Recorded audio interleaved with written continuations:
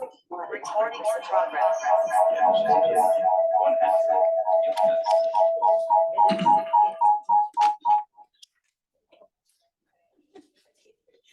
She's really, really tiny. Sure. Thank you, Taylor. Greetings, everyone. Those in our live audience here today and those of you online. This is the November 26, 2024 emergency meeting of the Landmark Preservation Commission, holding this meeting in place of our meeting from last week, which we were not able to hold due to a lack of quorum. So thank you all for your patience, and we're glad to have you with us here today. I call this meeting to order at 1:00 p.m. First, we'll introduce ourselves as the commission. I'll start. My name is Erica Warzel. I'm an architectural historian and preservation consultant, and I was nominated by the community at large. Yeah, I'm Rusty Brown. I was nominated by the AIA and I'm an architect. I'm Nick Fusianos. I'm an architect and a developer, and I was also nominated by the AIA. Emily Hazen. I'm a preservationist and designer nominated by City Planning. I'm Larry Sykes. I'm an architect nominated by History Colorado. I'm Graham Johnson. I'm a project manager nominated by the Denver Planning Board. And I'm Brittany Bryant, Denver Landmark Preservation staff. Great, thank you, everyone. Before we get going on our agenda, I'll quickly go over some audio tips for our virtual participants. For better sound quality, we strongly encourage you to download Zoom on your device, whether it's mobile or desktop.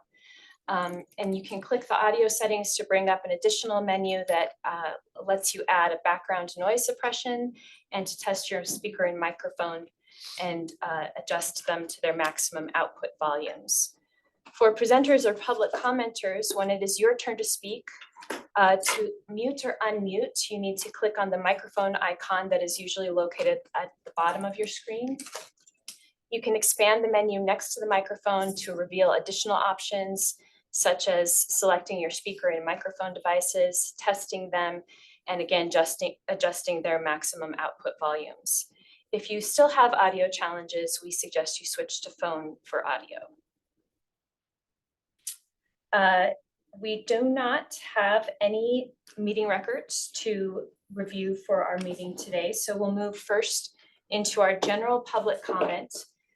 This is for preservation in general within the city of Denver and does not include comments on any of our projects that are on our agenda for later in the meeting. If you would like to make a comment right now, you have up to 2 minutes. Please raise your hand in Zoom by with the function, or you can dial *9 on your phone keypad if you're joining us by phone. Or you can email us at landmark@denvergov.org with your name and phone number if you're having difficulty with either of these hand raise options. Do we have anyone here in person who would like to make a general preservation comment for today? Okay, none. Do we have any virtually?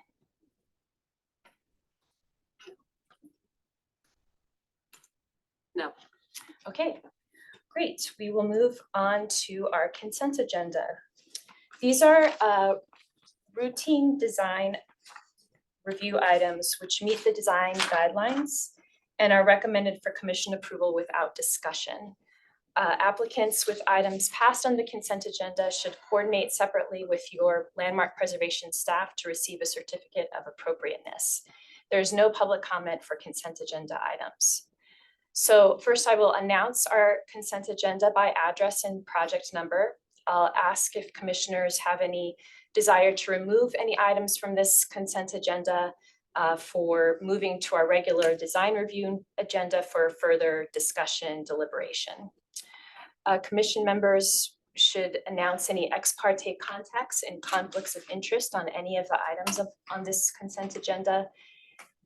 After that, we will entertain a motion and vote. And again, if your project is approved on this consent agenda, you're welcome to leave the meeting as your business with us is done, but you're also welcome to stay and observe the rest of the meeting. So we have 4 consent agenda items. I will go give their project number and address now. We have first number 2024-COA-904 at 181 West Byers Place in the Baker neighborhood. Number 2024-TAXC-014 at 611 Colorado Boulevard in the East 7th Avenue Historic District. Number 2024-TAXC-016 at 625 Clayton Street, also in the East 7th Avenue Historic District. And finally, number 2024-TAXC-017, 620 Ogden Street in this East 7th Avenue Historic District. Commissioners, would anyone like to ask for any of these items to be considered under design review? No? Anyone need to mention ex parte contacts or conflicts of interest? Okay. And then we can entertain a motion. Madam Chair, I will move to approve the consent agenda as read. Thank you, Graham. Do we have a second? Second. Thank you, Larry. Our consent agenda has been approved, and again, you're welcome to stay or I'm sorry. Let's vote. Thank you. Okay, so we have a motion and a second. Do I hear those in favor say aye? Any opposed? All right, now we have an approved consent agenda. Thank you. I did just want to notice, I thought it was great to see the project at 611 Colorado Boulevard, which had been previously a design review project that we denied at the time for not meeting design guidelines to come forward as a successful tax credit project. I thought that was very rewarding, and I hope the applicant and owner agree. All right, I think we'll move on to design review. Again, I'll quickly go over our design review process. I will announce each design review item on the agenda in order by its address. Again, commission members will be able to announce any ex parte contacts or conflicts of interest. We will hear from staff who will introduce the application and their recommendation, which will be limited to 10 minutes, and commissioners may question staff at that time. Then we can hear from the applicant team, which altogether will have also up to 10 minutes to give their presentation, after which the commissioners may question those applicants. And then we'll have the public comment period, which will allow 2 minutes per person to speak regarding this specific project if you are not part of that applicant team. If you would like to speak on a project, as with other commenting periods, you can use the Zoom hand raise button, or if you're calling via phone, dial *9 to raise your hand. If you're having difficulty with these options, you can email us at landmark@denvergov.org with your name and phone number.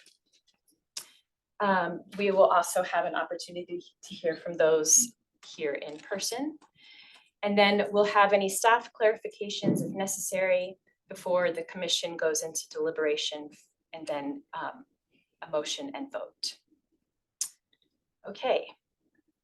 Our first design review agenda item is project number 2024-COA-832, or the Greek Theater and Civic Center.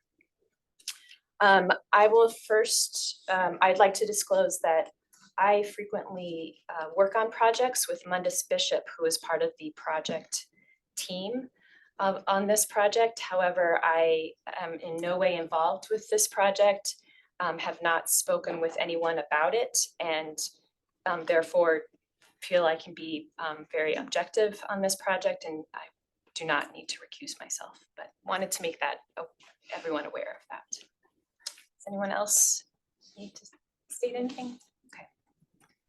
Okay, all right, great. So our first project is alterations to the Greek Theater, which is a contributing structure within the Civic Center Historic District. The Civic Center Historic District has a period of significance of 1909 to 1979, and the Greek Theater construction was completed in 1918. It is on the south side of the park, and here you can just see an image of it looking from the south into the Cultural Complex Center. So Civic Center Historic District is the heart of civic life within the city, with the Colorado State Capitol on the east side of the park and the city and county building on the west side of the park. However, it is an important gathering space for important cultural and civic events throughout the state. Remembrance vigils, political speeches, climate protests, and many annual events do take place in the park. Civic Center is part of a series of improvements proposed by Mayor Spear as part of the City Beautiful movement. And in 1916, Spear hired Edward H. Bennett, a protege of Daniel Burnham, to design the park. And here you can see some historic images from Bennett's design. Bennett's ideas combined ideas from previous plans for the park and added the Greek Theater, the Voorhees Memorial, which includes the Seal Pond, and the reimagining of Colfax and West 14th Boulevard into their current configuration and shape, which creates a curvilinear space around the space. And the park officially opened in 1919. In 1974, Civic Center Park was listed on the National Register of Historic Places. In 1976, it did become a Denver landmark.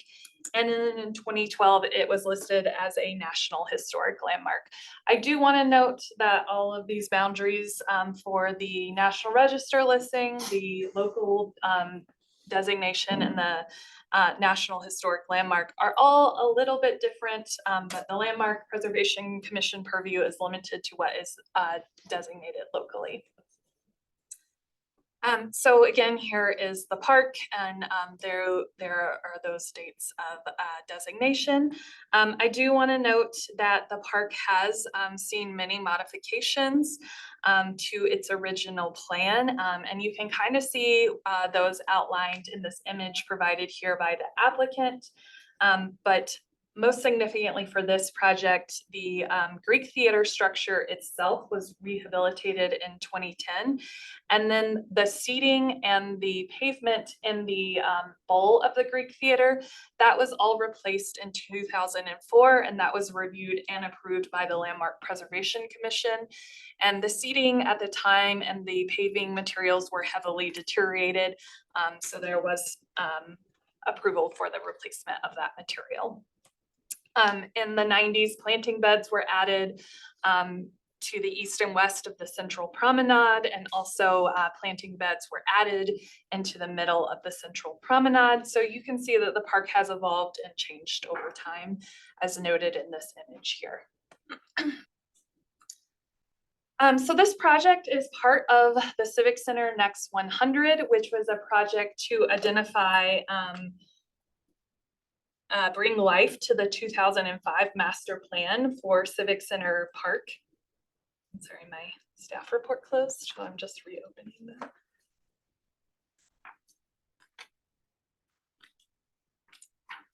that. The Civic Center Next 100 did focus on 4 key areas, and those 4 key areas include Bannock Street, the Greek Theater, alterations to the Central Promenade, and then adding a central gathering space to the park, which is not yet defined. The Greek Theater was identified to be the first project as part of the Next 100 phase. So that is what the commission is reviewing today before them. This project did start with conversations with the commission in 2022, in which the commission reviewed the Civic Center Next 100 plan. And the commission generally at the time did have a discussion on modifications to the Greek Theater that the commission was generally supportive of. I do have additional images to show those modifications to remind the commission of.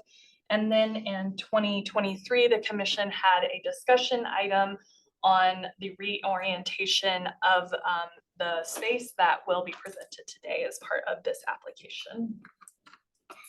So that's a little bit of background on this project. So in terms of the Civic Center Park, it does have its own design guidelines that are supplemental to the general guidelines for Denver landmark structures and districts.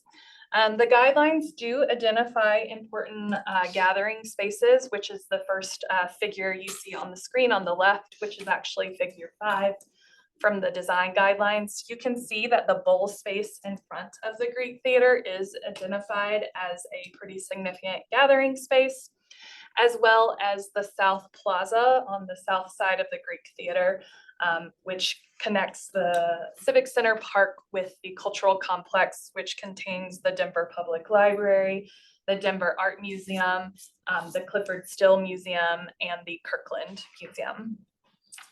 As part of the Civic Center design guidelines, pedestrian circulation is identified as very important to establish within the park.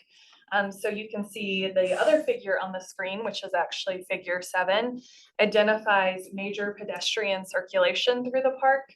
And one of those major areas of pedestrian circulation is the north-south access that connects the park with downtown and the cultural complex that is the Denver Art Museum, the Denver Public Library, etc.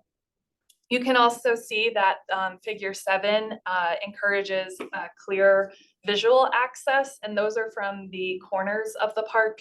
It's a little difficult to see in this image, but they are these spaces on the corners of the park that allow clear visual access into the park.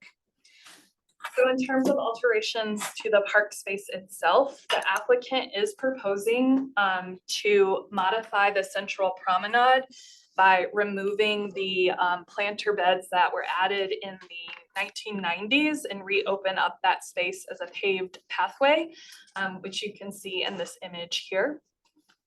Part of this project is also to eliminate inaccessible points that occur in the park from the north-south and enliven the north-south access that connects downtown with the cultural complex.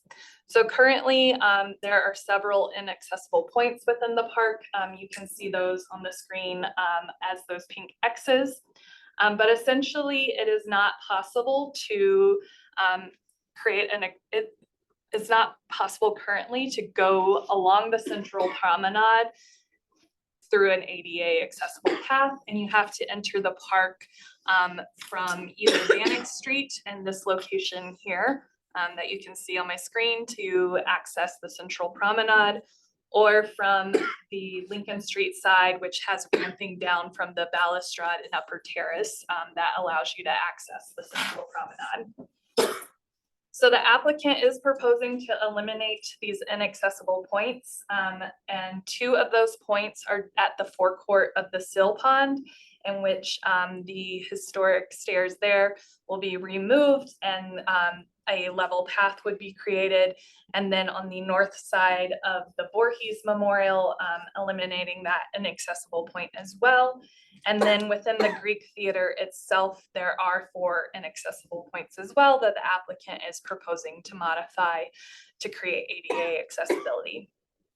In addition to the ADA accessibility, the applicant is proposing this new pedestrian loop. This pedestrian loop is based off of historic pathways from the Bennett Plan, which were parallel to the central promenade. The applicant is proposing an elliptical pathway to create a sense of newness, but also to connect with the historic context and reestablish that historic plan. And then just some general other modifications that are proposed is currently the central promenade does serve as a space for food trucks. The applicant is proposing to move that off of the central promenade and keep the central promenade open and add this new paved driveway space just south of the McNichols building. And then the south garden space, which is identified as a historic and significant space, will also be modified, but be maintained as a garden with some natural pathways.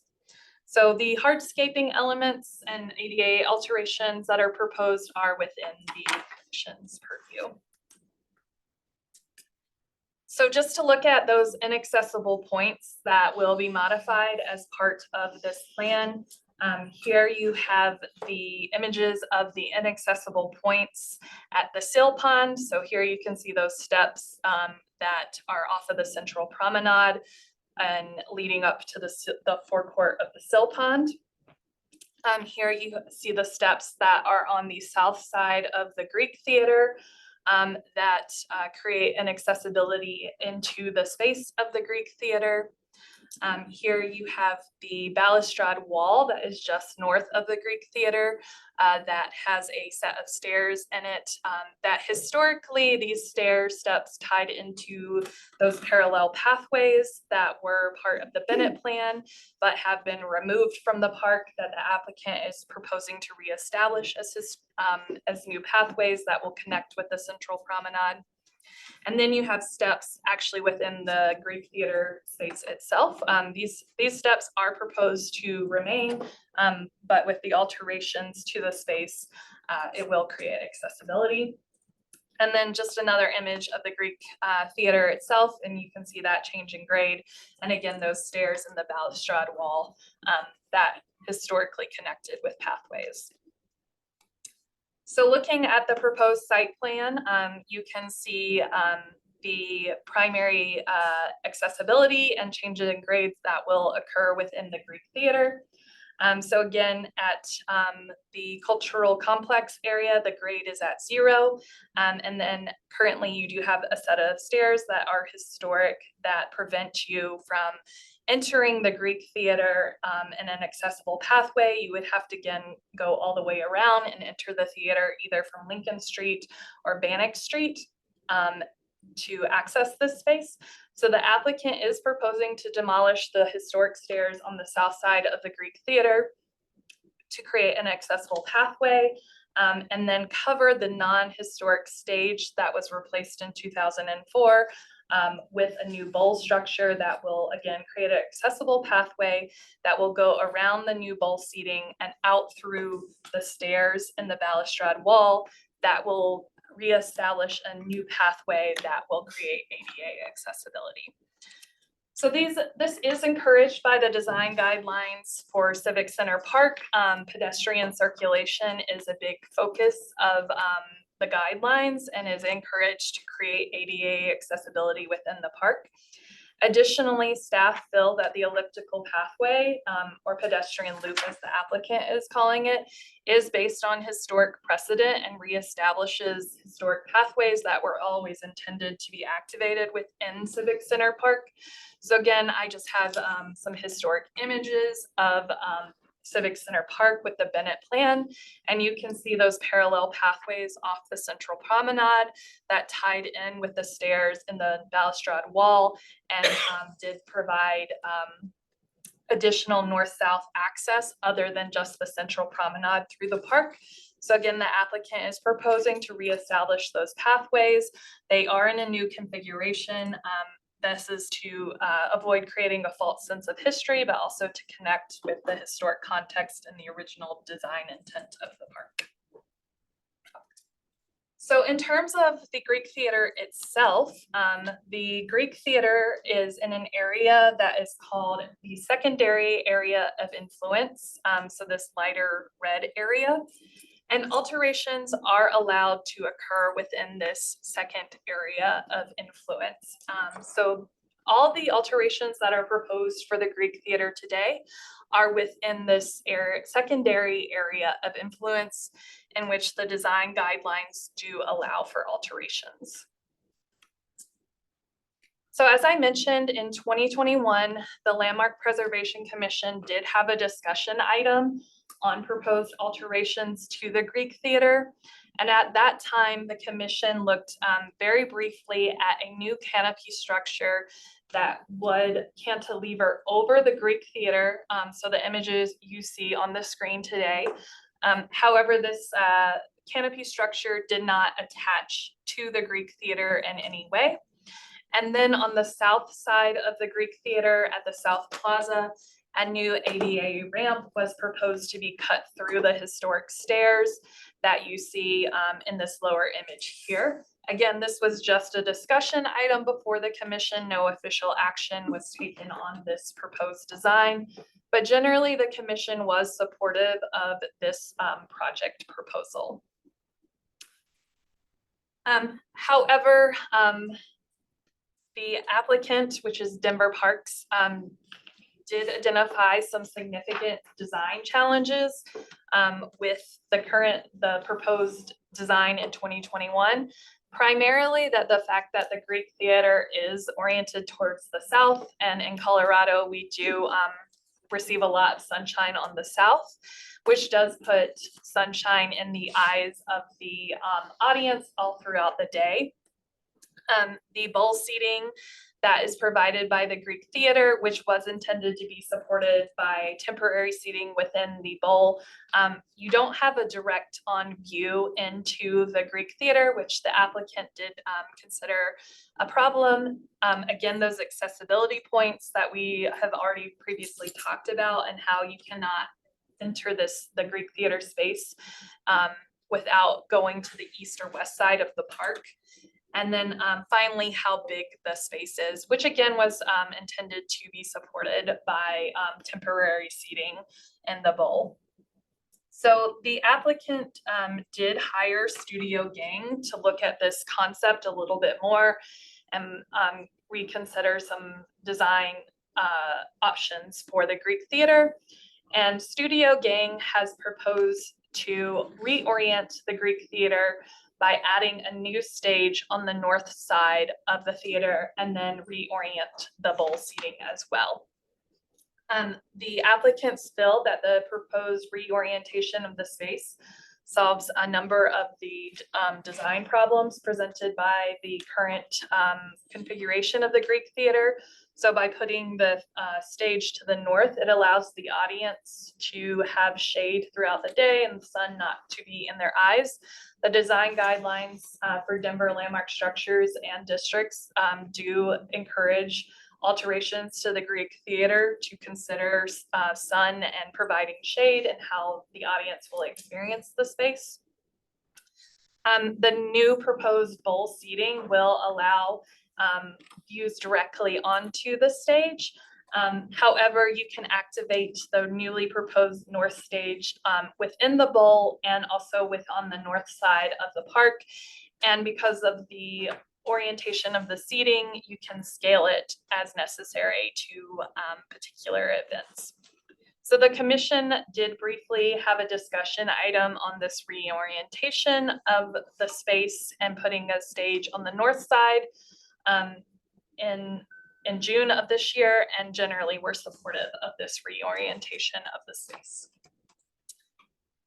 So looking specifically at how the reorientation of the space will affect the Greek Theater, the applicant has identified special features that will be protected as part of this project, non-original features and materials that will be removed, and then original materials that will also be salvaged as part of this project. So I want to focus mostly on the historic materials that are proposed for removal, and that for the Greek Theater specifically is the stairs on the south side of the Greek Theater into the space. So the applicant is going to demolish the stairs on the south side of the theater, but they are pretty large stone slabs. So those stones will be salvaged and relayed into a level path, again, creating that ADA accessibility. And the Greek Theater itself, to accommodate the new bowl seating, which again will just be placed on top of the space, a small portion of the historic planter walls will be demolished. And then at the balustrade wall on the north side of the Greek Theater, the stairs and railing that are through that balustrade wall are not historic, but the knee walls to the side are. So the applicant will be demolishing a small portion of that wall to create, again, that ADA accessible pathway and reestablishing that pathway. In terms of the non-original materials, again, the bowl seating that is there currently and paving materials in the bowl and on the stage are all from 2004, when these elements were severely deteriorated and allowed to be replaced. The applicant will be removing those, but the stage itself will be covered over, so it will remain intact. And then there are many historic features that will be preserved, and those historic features include all of the fluted columns, the colonnade of benefactors, what I am calling the lighted columns, but the applicants are calling the balustrade columns, the lion fountains, the Alan True murals, the lion statues, and the balustrade wall all will be preserved as part of this project. So looking at what will be removed from the space, again, the seating that you see currently, so all of this seating here, it is non-historic, and staff feel that it does, the current seating does not quite match the historic design. So in looking at historic photographs of the space, the seating did come around to this central space, and I probably should have picked a closer image, but the seating did almost complete a full circle historically, and in 2000s that was removed and this entrance into the park was totally opened up, so the seating does not come all the way around. Historically, there was 7 tiers of seating, and there are 7 tiers of seating today. However, if you look at the slope of that seating, the seating today is much closer to these historic light fixtures than it was historically. And then again, looking at the paving materials, historic images do show that the paving was probably replaced to match the historic design, but all of the paving materials that you see down are from 2000s and are non-historic. So those will be removed and covered as part of this project. Here you can see those steps within the balustrade wall, again, that don't currently tie into any pathways that the applicant will be reestablishing and honoring the Bennett plan on. So here are those stairs on the south side of the Greek Theater that will be demolished. These are the stone steps that will be salvaged, and these stones will be relayed as part of a ADA accessible pathway. We'll look at that more in the phase 2 design detail submittal. However, I just wanted to point out that they are proposed to be salvaged and relayed as part of this project. And once the new bowl is placed on top of this, it will create a level space that will allow access from the cultural complex all the way through the theater space. Oops, sorry.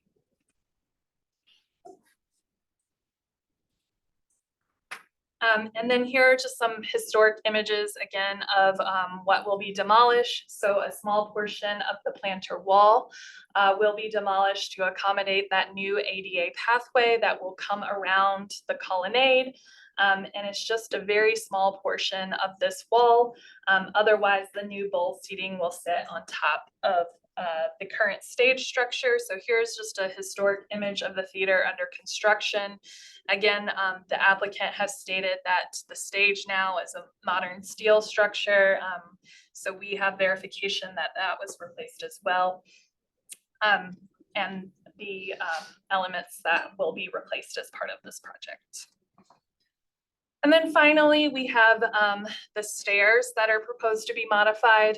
So the stairs, again, in the balustrade wall and railing, these are not historic elements, and they will be removed, but a very small portion of the side walls will be removed to create that ADA pathway through the space. And then these are the stairs and railings at the Voorhees Memorial. And then a below grade stair at the Greek Theater also will be modified as part of this project scope. So here is the new stage and bowl plan. So the new stage will be located on the north side of the theater. And the stage has a footprint of 52 52 feet in depth, north-south, and 65 feet in length, east-west. And it has 2 feet in height off of the bowl space. Again, the new bowl will just sit on top of the existing stage structure, the historic planter walls, and cover that non-historic seating and that non-historic paving. Here you can see the relationship of that ADA pathway through the space that is resulting in the demolition of that historic planter wall and that small portion of that. So the pathway again is just right up against the colonnade, and that historic planter wall is just right here, if you can see my mouse. So that wall does create a conflict of establishing this pathway. This project will also include a new elevator house. Additional details on the elevator house will be provided in the phase 2, but the elevator house is only 16 feet tall and has a fairly limited footprint and minimal visibility, as it is on the east side of the colonnade of benefactors. And then finally, the stage will be covered by a new canopy. The canopy is 43 feet 6 inches in height, and it has a footprint of 34 feet 6 inches by 129 feet. So you can see that footprint here. The canopy has been designed to gently curve around the lighted columns, and the applicant has pushed the canopy as far from the columns as possible without having to add additional weight to the canopy structure itself. So it is quite close, but if you move the canopy further away from the lighted columns, the canopy structure itself will start to gain additional massing. So here is that bowl seating that is proposed, and we will look at the materials specifically for the bowl seating in the phase 2 design details phase. But again, I just wanted to show this pathway that will create ADA accessibility through the Greek Theater and down into the bowl space.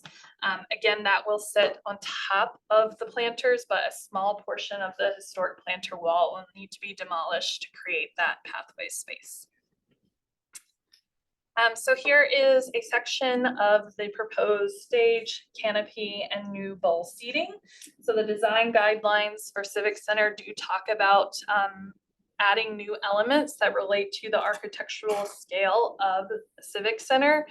And those are defined within the design guidelines. And one of those datum lines is datum line F, which is the top of the Voorhees Memorial and the top of the Greek Theater, which is at 45 feet. So the proposed canopy again is 43 feet 6 inches in height. So it is slightly subordinate to the top of datum line F, which is again the Greek Theater and the Voorhees Memorial. The stage itself is only 2 feet, and the bowl is all below datum line AB, which is human scale. So we do feel that the bowl itself is creating human scale elements that add to the Greek Theater.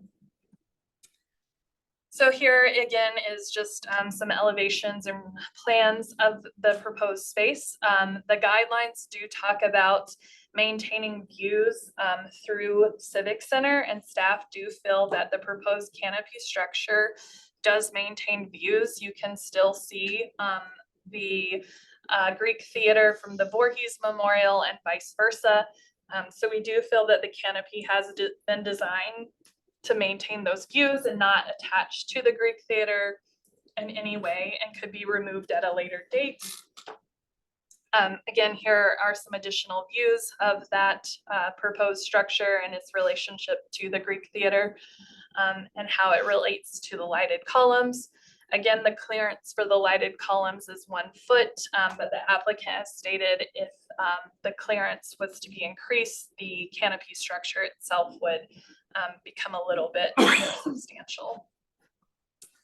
So here are just, again, some additional views of that structure, and staff do feel that this, again, maintains views through the north south access.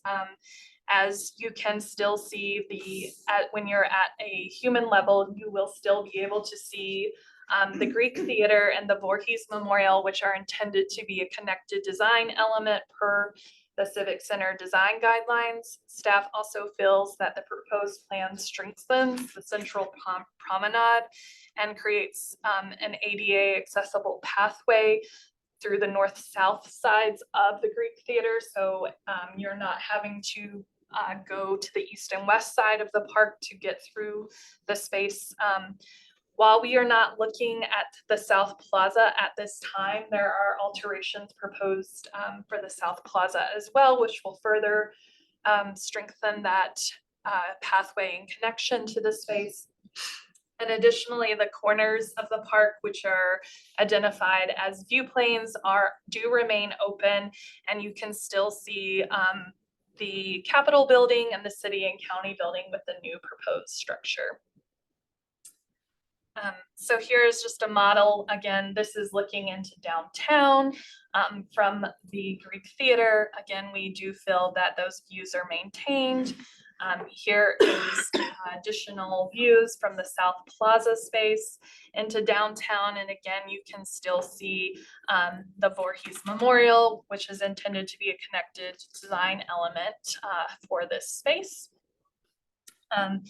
And so therefore, staff are recommending approval of this phase 1 mass form and context submittal for the alterations to the Greek Theater, as we feel that it is compatible with the design guidelines for Civic Center, which encourage the reactivation and alterations to the Greek Theater to maintain it as a theater space. Okay, thank you, Brittany. Commissioners, do you have any questions for staff? No. All right, we will now hear from the applicant team. Again, all together you have up to 10 minutes.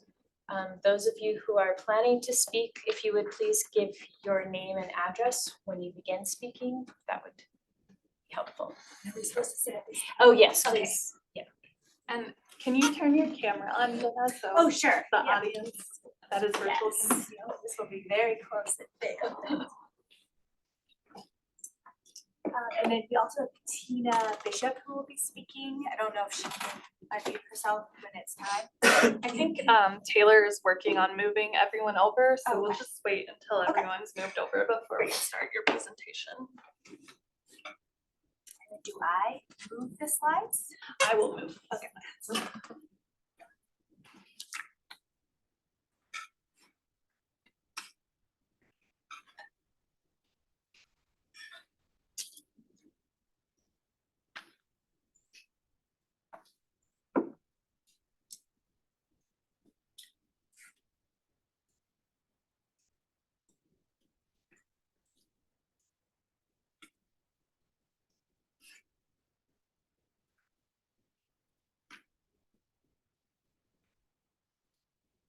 Notice everyone whose name I have that's in the list. As far as I can tell. Is Tina starting? I'll be starting. Okay. Whenever you're ready.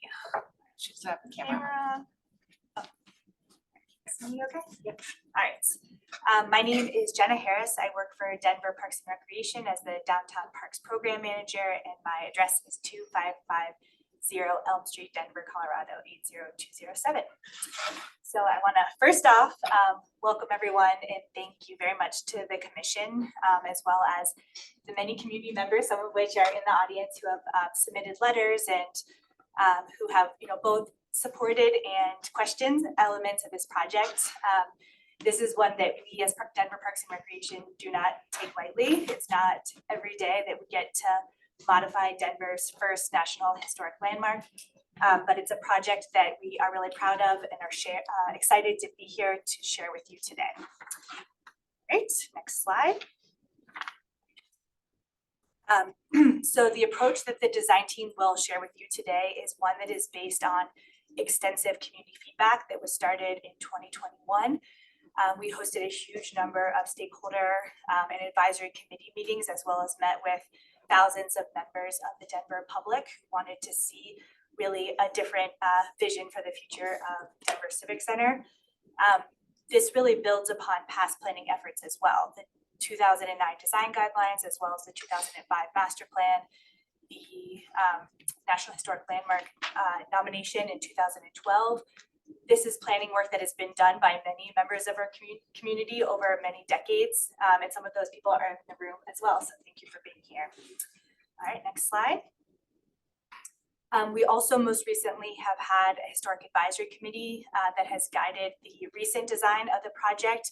That's included members from the National Park Service, the Landmark Commission, Historic Denver, as well as Jen Capetto from the CPD Landmark. This amazing group has really been helping to guide the design as we move through sort of detailed implementation, and we're really thankful for their detailed feedback over the last 9 months. Next slide. So the historic intent of Denver Civic Center is really to be the heart of civic and cultural life of our city. While we still see moments of this today, I think we all know and feel that Denver Civic Center can do more and be more for our city.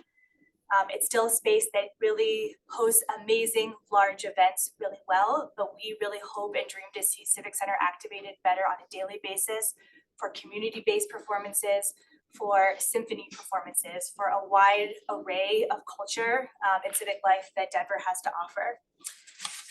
And this is really the heart and the challenge of this project. Next slide. But this challenge is really no small feat to design for the contemporary use and infrastructure of a National Historic Landmark while preserving and enhancing the amazing bones that we have of this park.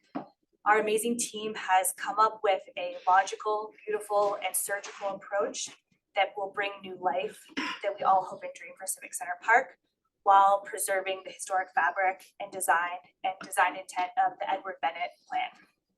Next slide.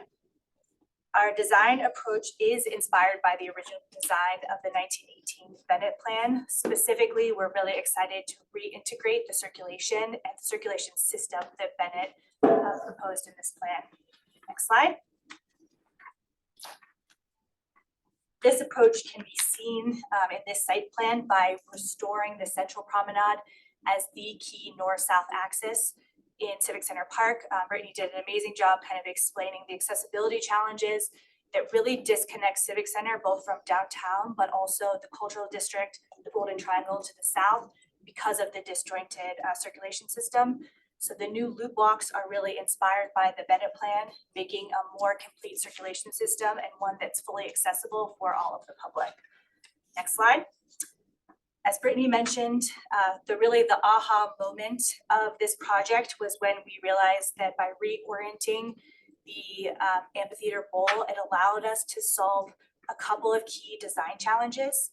But I think Brittany covered those well. I'd like to re-emphasize how this really allows us to achieve the full accessibility goals that any other alignment really doesn't allow.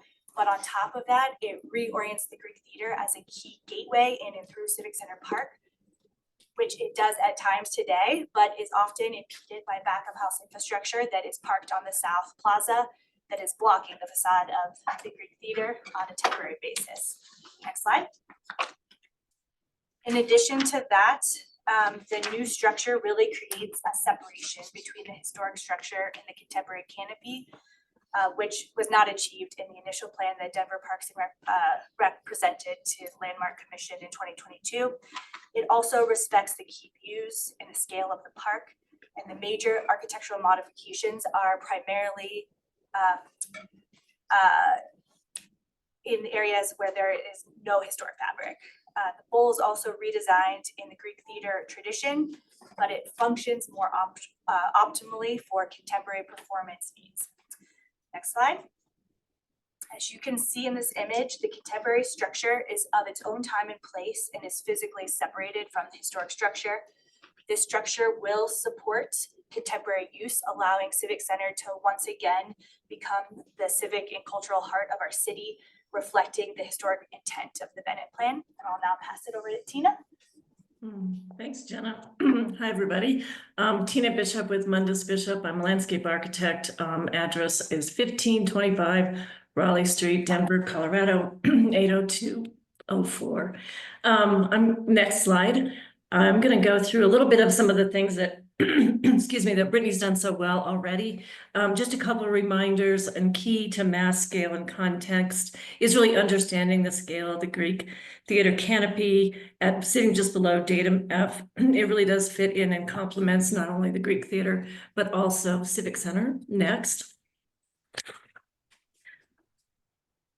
I think this view from inside the park really illustrates the canopy at its highest point at that datum F, and then also sloping slightly down symmetrically to the bowl. And as Brittany's already pointed out several times, that it preserves the views within the park and creates a subordinate structure. Next. I think this photograph illustrates quite well the area of disturbance, or the area that will be modified as is allowed by the design guidelines.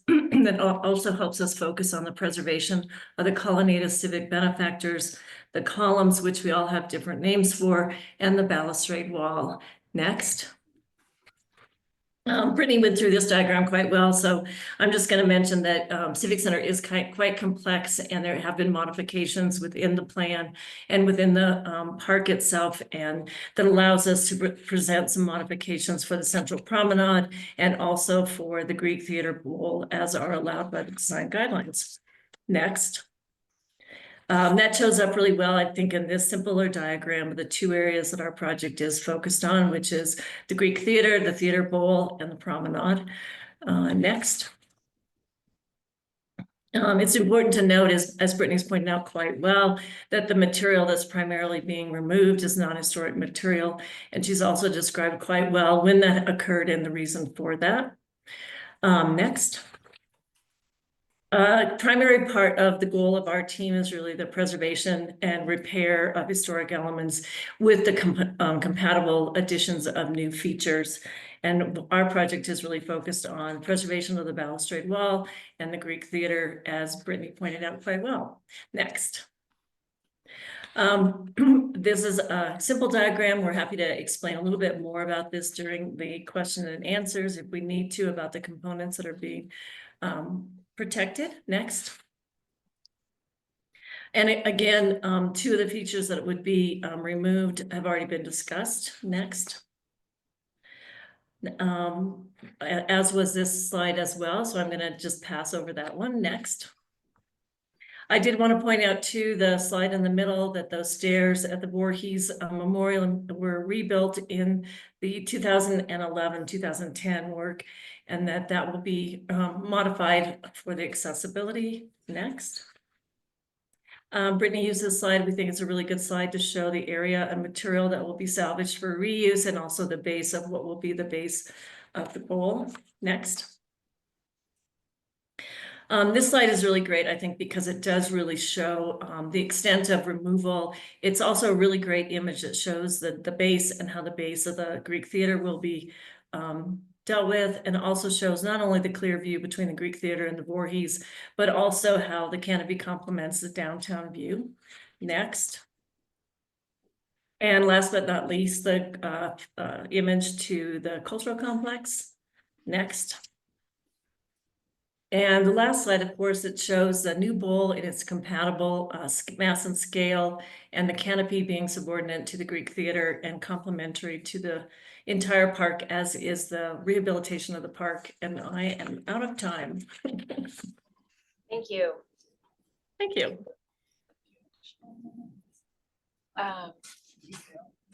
It's necessary.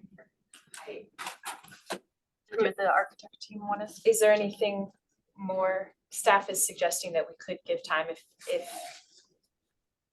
Do you need any more time, Tina? I could do the last slide. I could just talk to the last slide a little bit better than I did, because I was like watching the countdown of the seconds. But, sure. So it is a really important image, and I think it does. Brittany did use this slide as well in part of her presentation, and it does kind of explain all of the components that we think are important in the project. the mass and scale of the new canopy itself and how it is subordinate to the Greek theater for a number of reasons, being separate from the structure, which is a key kind of aha moment, as it's already been mentioned.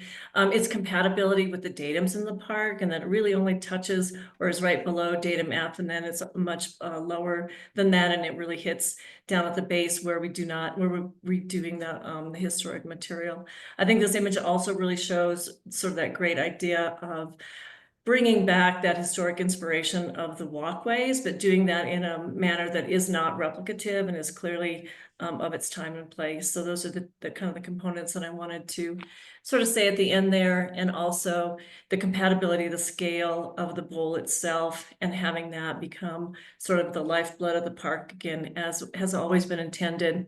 And so we feel like this is really a project that creates the park into a holistic place. Okay, thank you. Commissioners, do you have any questions for the applicants? I do. Yes. Speaking to the height of the proposed canopy, I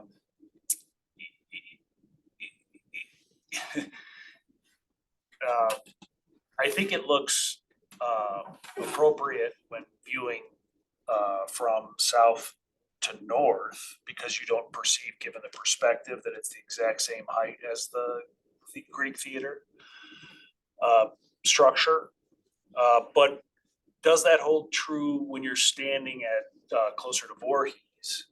And given the perspective, does the cornice of the Greek theater from that viewpoint get obstructed,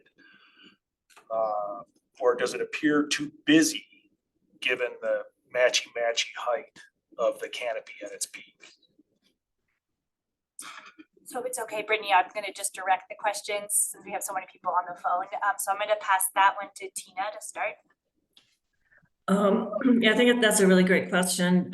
As you know, datum F is real, well, as you guys all know, the datums are all set up because Civic Center has this wonderful set of sort of datums across the park that aren't just at the Greek Theater, but then they're also at the Voorhees, and then also at the McNichols building too. They share those datums.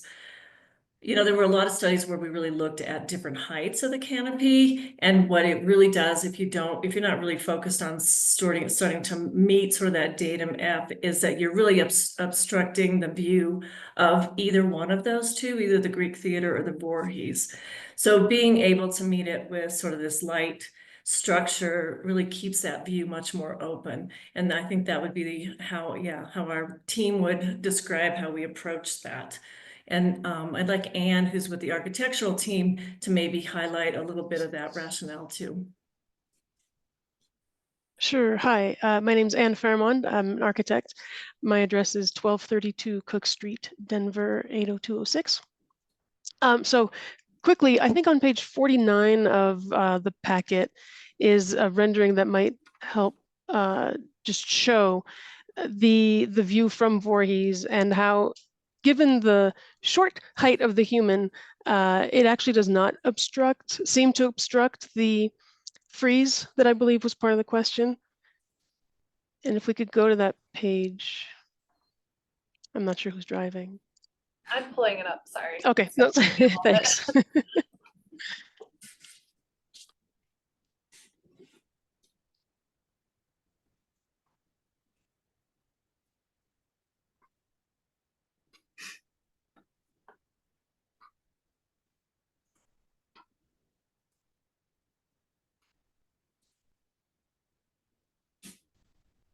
Sure.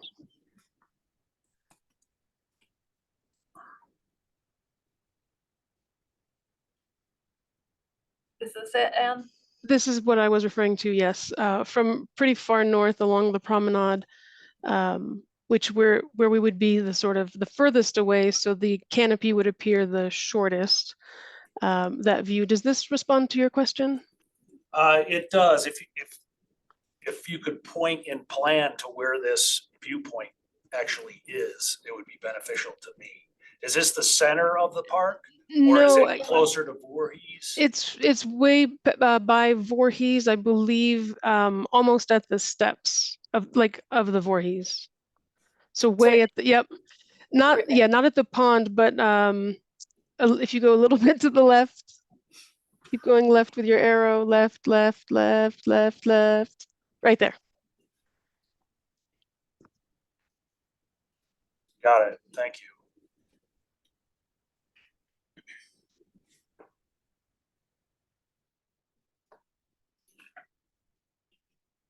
Um, Did that answer your question, Nick? Yeah. Okay. Thank you. Any other questions?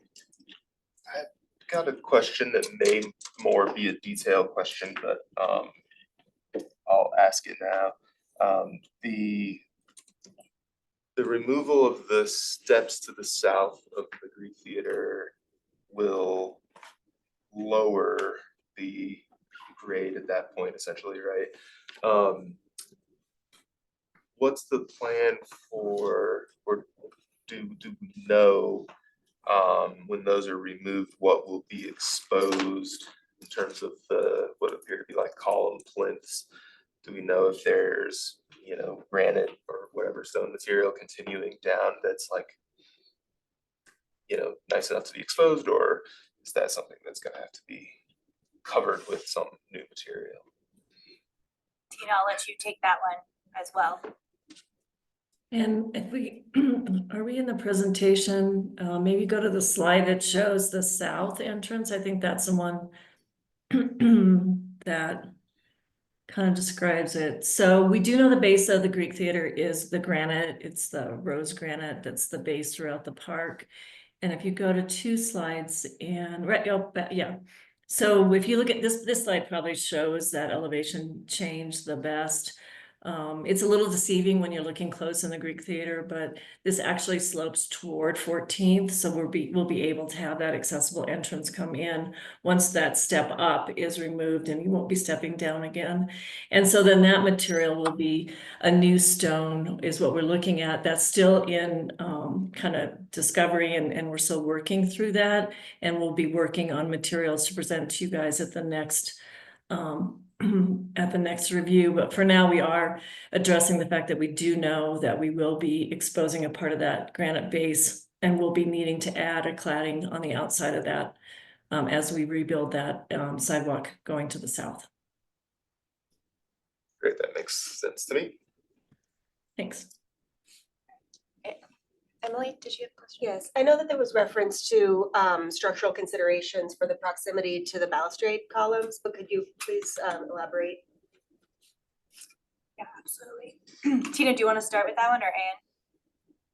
I think I can Anne jump should take in. that one. Yeah. Yeah, we have been working since those comments were brought up some time ago to see if we could give it a little bit more breathing room. I think we're approaching 1'4", 1'6" now, to like laterally from the edge of the canopy to the column with many names on either side. I think the landing, there's so many pieces to it, but the landing of the feet that hold the canopy up, to keep them away from the balustrade wall and from, appropriately not too deep into the south, it does make it, I would say difficult is maybe not the right word, but to keep bending that steel around much further without it actually getting girthier.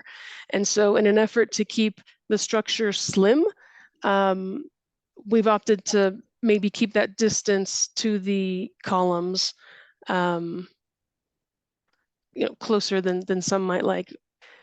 Again, the thinness of it and the materiality of it, I think it won't read like it's overbearing. It's hitting the column in height of the column. It's not at the top of it. It's, I don't remember the exact number. It might be on one of our sections, but it hits it, a quarter of the way down from the top. So I think we'll read it as a very separate element that isn't overbearing the column. Does that help? Yes. Thank you. All right, any other questions? Okay, thank you very much. I think we'll now move on to our public comment period. So we can ask you to go back to your seat, and I think we'll start with in-person comments. So those of you who would like to make a comment here today on this project, we'll ask you to come up to the table. And again, you'll have up to 2 minutes to speak. If you would please start with your name and address. After we do any in-person comments, we'll move on to virtual comments. And of course, I'll just mention that we have received numerous letters, both in support and opposing this project ahead of this meeting today, which we've read through. But again, we are welcoming of comments from you today. Is there anyone here in person who would like to make a comment? Yes.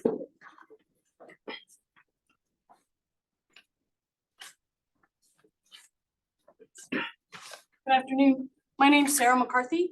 I live at 374 South Clarkson Street. I'm a former landmark commissioner and have worked on a number of historic preservation projects over the last 3 decades in Denver, and consider myself a student of the City Beautiful movement, Denver's particular City Beautiful movement.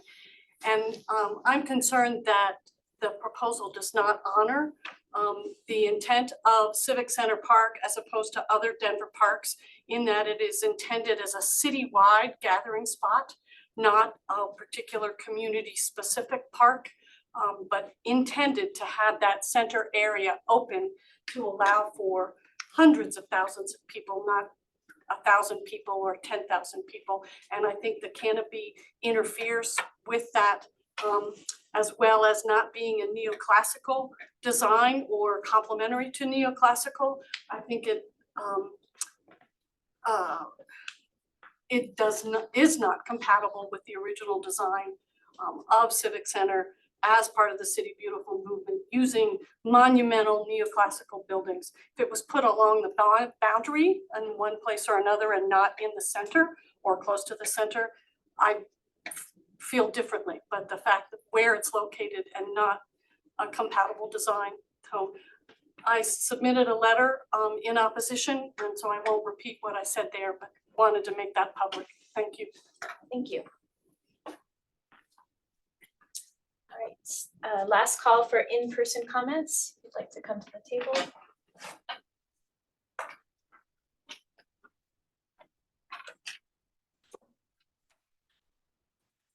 Hey there, my name is Eric Lazari. I live at 1144 South Monroe Street. Thank you for the opportunity to speak today in support of this project. I serve as the Executive Director of the Civic Center Conservancy, the nonprofit partner and steward to Civic Center Park. We have been working in collaboration with the community and the city for the past 20 years to see the ideals of the 2005 Civic Center Master Plan enacted and the potential of Civic Center realized. I would like to speak in support of the project and the approach taken by Denver Parks and Recreation and the design team led by Studio Gang. In the 2005 Master Plan, one of the critical recommendations was for the Greek Theater to become an activation node for Civic Center Park, something that would consistently draw people into the park and where they could gather as community.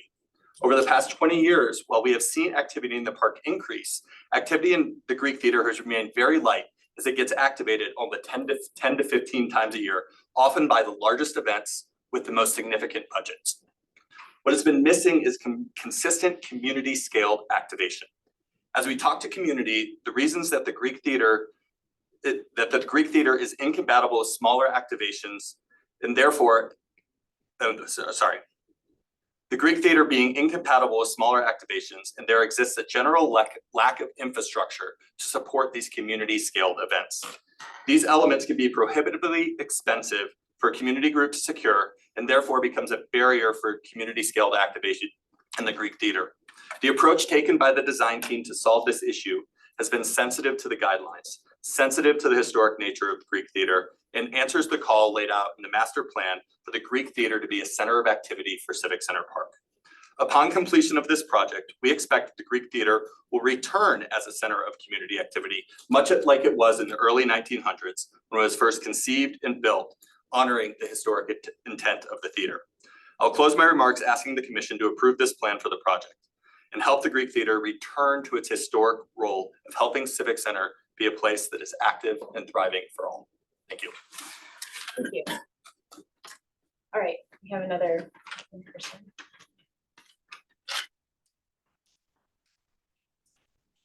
Hi, John Deffenbaugh, historic tenant at 1420 Ogden Street. Thank you, commissioners, for the opportunity to speak with you today. Thanks also to staff for their thorough analysis of the design against proposed guidelines. You'll have seen Historic Denver's letter of support in the packet. This was written after significant conversation within our organization. As we noted, projects such as this generate a diversity of perspective on both sides, and we respect the views that have and will be presented here today and in the letters in your packet. Being passionately in favor of building preservation can only be a good thing, and Historic Denver's mission has been to empower people to feel passionate about our historic places since 1970. Civic Centre and the Greek Theatre has been the focus for civic gatherings for over 100 years. Public spaces like buildings and the city we all call home need to evolve to meet the needs of subsequent generations. On balance, it's Historic Denver's view that the proposed renovations will allow Civic Centre and the Greek Theatre to remain relevant to ours and to future generations as the city's primary gathering space. In doing so, it is our hope that more and more people will come to discover the beauty of this space, appreciate its historical assets, and its place within the City Beautiful and Beaux-Arts movements. We say this noting several key points. The future detailed design submission should provide information regarding the materials throughout the park to confirm that they're high quality and compatible with the site's historic context. The submission should also be developed to portray the canopy's materiality, structure, and supporting infrastructure to determine whether it will be as organic, elegant, and transparent as is shown in the current imagery. In line with the concept of reversibility, the extent of existing materials that are retained and covered rather than fully removed should be maximized. We support the need for accessibility throughout the park, particularly considering the proximity of the historic Gang of 19 protest, resulting in improvements to transit accessibility nationwide. However, unless needed for accessibility, our preference would be for a more orthogonal layout of secondary paths adjacent to the central promenade. John. Finally, Please, Finally, if you're getting there. one yes. sentence. Finally, the area noted as the garden walk, we feel requires further consideration prior to finalizing the layout. Thank you. No other comments here with us today in person. Okay, we'll move on to those joining us virtually. You can again raise your hand to indicate your desire to speak, and we'll start with Keith Pryor. If you'll hold on just a second while we get you set up. And again, have up to 2 minutes. Please begin with your name and address. Hello, Keith Pryor, 2418 Champa Street. I am the design review chair for Curtis Park Neighbors as well as the historic Five Points Cultural Districts, but I'm speaking on behalf of myself today. I think that the team has done a good job on trying to really address this situation. I understand definitely some of the project elements of the design and the actual shade structure itself, and solving that sun problem is critical. Definitely have mixed feelings on this, but one thing that I would like to speak to is the flower beds and the flower wall. This is just turning into more concrete, and we actually need less. We know that the sun is very prominent in Colorado and this heat island, and removing flower beds and removing green space is never an answer, especially in a climate that is only going to get hotter and more intense. And so yes, the shade structure does provide some relief from that, but not greening the space and really taking more green and more beautification from the beautified and the City Beautiful movement is not the answer. And so I really do oppose having the flower beds removed as a part of this design, as well as the wall definitely needs to be more studied. But yeah, we need more beautification as a part of the City Beautiful movement, and this does not go in that direction in regards to the flower beds and the flower wall. Thank you. Thank you.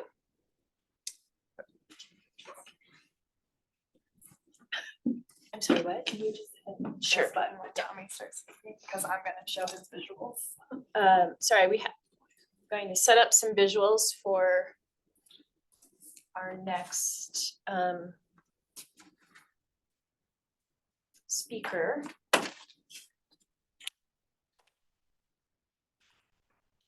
Great. Tommy, you can begin. You have up to 2 minutes.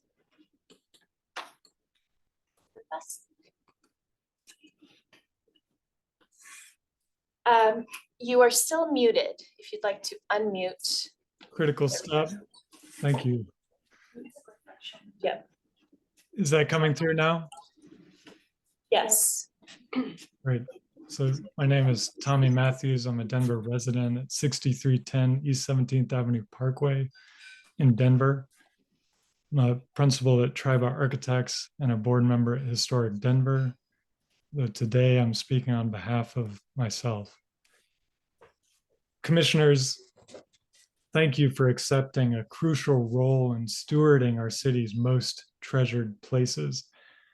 Your responsibility today requires challenging a prevailing current of ideas that, if allowed to continue, will harm and obscure a nationally recognized landmark core to Denver's identity. Do not approve the proposal before you. At its center, Denver enjoys a rare city beautiful masterpiece more fully realized here than any city in the nation, almost any city in the nation. And yet Civic Center Park is not complete and awaits new elements to realize the dream we have inherited. The question facing you today is, how can new elements balance continuity and change? First, do no harm. New elements are required by the adopted design guidelines not to obscure contributing elements, including the open air amphitheater. Today's design proposal completely obscures, and more than that, destroys any trace of the open air amphitheater. The proposed canopy would enclose and limit a space purposefully designed to be open and boundless. Over recent years, a growing sense of crisis peaked with the temporary closure of the park and created a precarious environment for rash decision-making. Denver desperately needs you today to take the long view and preserve for future generations the civic and cultural aspirations uniquely embodied by the Greek theater and its surrounding landscape. Do not approve the proposal before you today. Thank you. Thank you. Have any others online who would like to make a comment?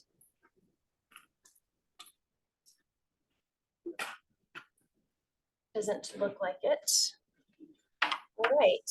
I think we are concluded with the public comment period. Thank you everyone for your comments and your, again, written comments that we received ahead of time. Staff, would you like to provide any recap? I don't really have any additional recap. I did just want to point out that the applicant did significantly scale down the demolition of the historic elements, as that was our primary concern. And after much conversation with them over this proposal, and generally we are supportive of this alteration. We will again look at additional details in the phase 2 submittal, and that will include what the materials are specifically for the bowl, new bowl seating, and how that will tie in with the space. We also feel that the neoclassical character of the canopy structure could probably be strengthened in the phase 2 design detail submittal, but we do feel that, you know, there is a character of steel and glass architecture in neoclassical architecture. So generally, again, we are supportive of that in the direction it's going. Great, thank you. All right, we will now move into deliberation. Can I ask one question before we dive in? What is the exact scope of what we're looking to approve today? Because I noticed at the head of the staff report, it said two things and then other various things. So maybe some clarification around that. Because I did notice that that elevator house, that slide is missing from the deck. And I know we're not supposed to talk about 57, slide 57. But other items like that, I wonder what's in and what's out. And what will we see again? Yeah, so you're looking at the phase one mass form and context for the new canopy, the new stage, the elevator house. So we do have the dimensions and height of the elevator house. It doesn't really have any openings on it because it's a elevator house structure. So there will be more details on how it will be clad later, but there are really no like openings on it, with the exception of the west side where there will be doors to access that space. So the omission of slide 57 was an accident or purposeful? That's a good question for the applicant. So if you want to direct that to the applicant. Is now the right time? Yes. Am I right in stating that slide 57 is not part of the deck that's on the web? Let me check, I can't recall what 57 is, hold on.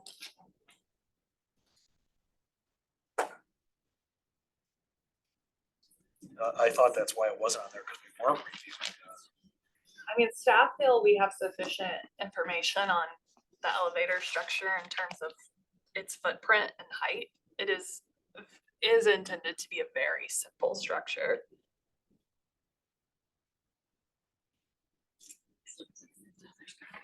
There is an elevation of the elevator house on slide 56, it looks like, but it, it's off to the right-hand side of the image. I don't know if that helps.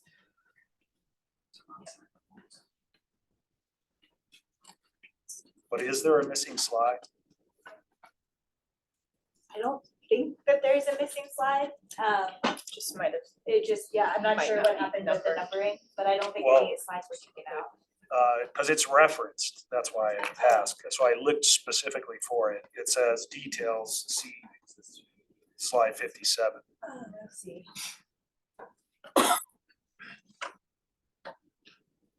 Yep.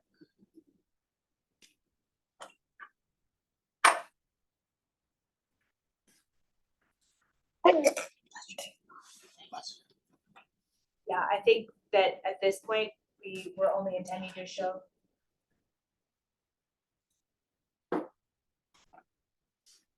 It may have been a typo referring to 65, where there's a plan view also of the elevator house. But I apologize, I don't recall. I think that all the information that we have at this time is in the submission. So on slide 53, we have the plan. And then on slide 56, we have the elevation or section. I guess it's- And again, it's just a simple box structure. It is gonna have some type of cladding on it, which is alluded to on page 56, but we don't know what that is as of yet and how that is gonna work exactly to articulate that. So in terms of what we're looking at today, it is the phase one mass form and context for the stage footprint on the north side, the new canopy structure, the elevator structure and placement, which again, staff feel we have sufficient information to assess that its footprint, where its openings are going to be. We're also looking at the ADA alterations and demolition scope that is proposed. Does that include the hardscaping beyond the stage and canopy? Over near Voorhees. Right. It's a little difficult to answer that because we normally look at hardscaping in the phase two. and what those specific materials are gonna be. However, we feel that the pathways and alterations to the pathways are integral to this overall alterations to, and what is to occur in the Greek Theater. We will not be issuing any COAs today, so if the commission does approve this or approve this with conditions, it's still not an approved project. It still requires additional review by the commission in the phase 2. So you, like, for example, we don't know the exact materials of those pathways yet, but we do feel the placement of those pathways is very integral to the understanding of the alterations proposed to the Greek Theater. Thanks for the clarification. Okay, yes, thank you. All right. Let's now move into deliberation. What does everyone think? Who would like to? Graham. Eric, I just want to start because I think this is even among all of the projects we see as a commission and as the city, sees, whether it's staff or everybody who's here to speak on it today. And the fact that it's a National Historic Landmark, I think even though we are not a commission of National Historic Landmark, experts perhaps, and that's not our purview, I think that's something that needs to color this conversation. Without getting too far into statistics, it's a very, very small percentage of National Register, or even local or state landmarks that make that list. And, I feel like it often comes up in our deliberations that, this is a part of a district, or this is an individual landmark, or, this may have a state designation as well. But this one rises to the top of all of those lists. And I think for that reason, it requires a different perspective. And I appreciate, and I think it's also worth noting that the design team, the staff at Parks and Rec have obviously looked at every angle of this, and there's unique challenges.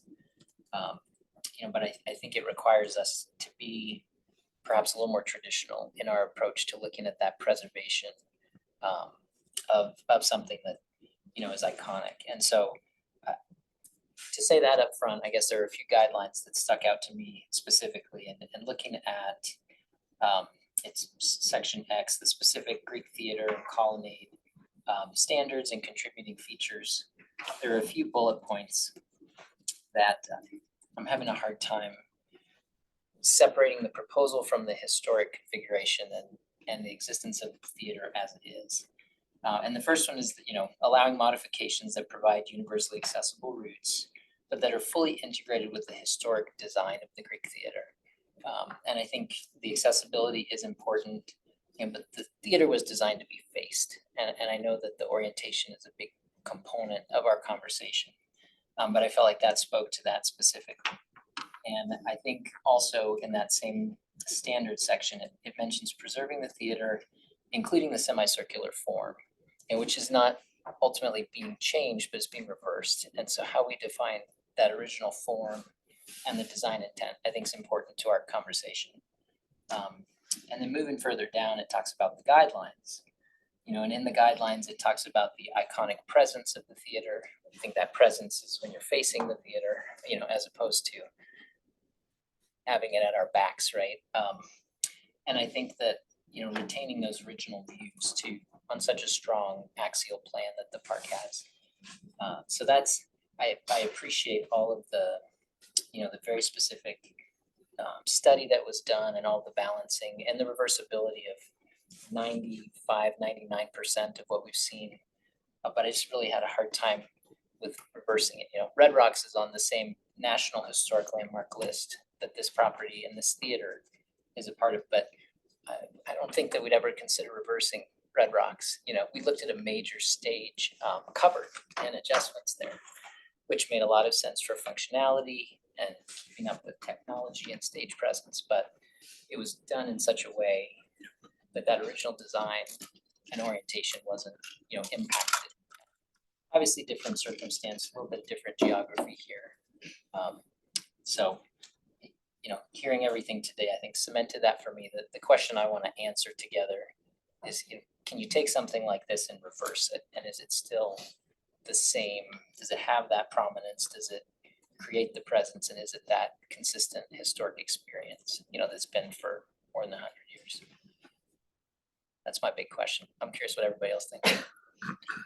I'll add on to that question and just say that for me, the argument that the orientation justifies the 180-degree rotation confuses me a little bit because there are so many venues, so many tennis courts, athletic fields that have a north-south orientation, and it's a problem that can be solved, in other ways with a visor. It just seems like the solution is out of scale with that particular problem.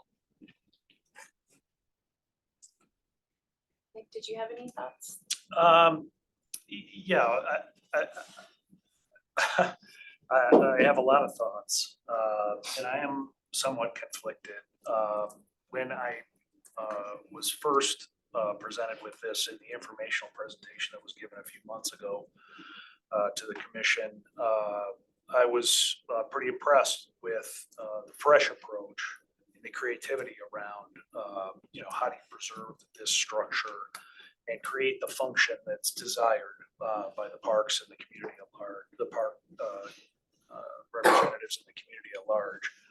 I had some questions then about its function. And then my thoughts were impacted further by all of the feedback that was given to the commission today in person by the presenters and by all of the letters that were received for and against the proposal. Having said that, I guess going up to 30,000 feet and talking a little bit about my experience, and I think a good parallel here, having spent many years living in Chicago, is Soldier Field. In that it's a similar architectural style that was historic. I don't know if it was a landmark, but what happened to that structure with its current configuration is you created some near-term usability, you kept the existing colonnades on both the east and west sides, the length of the stadium, but you landed a modern structure in the middle of it. And what's happened, given the luxury of perspective, is that the life cycle of that project is done. That it's obsolete already, and you have a structure there that was dwarfed by what was added to it. So I think of that as an analogy as I look at this project. I know it's specific to Denver, but we certainly have a Chicago architect here that is proposing the similar sort of modern approach to neoclassical architecture, additions, improvements, alterations. The thing I think makes this different than the Soldier Field analogy is its scale. It's a fresh look. I think it does solve a lot of problems, as the presenters stated, with the planning obstacles. The entry through the south is not all it could be.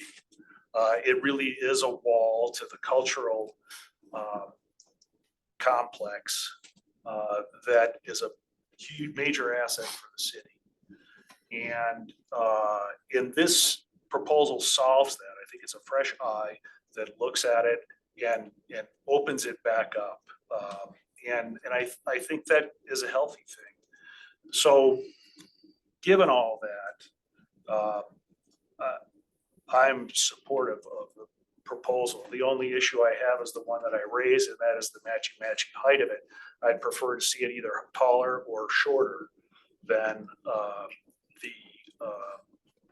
height of the Greek Theater colonnade.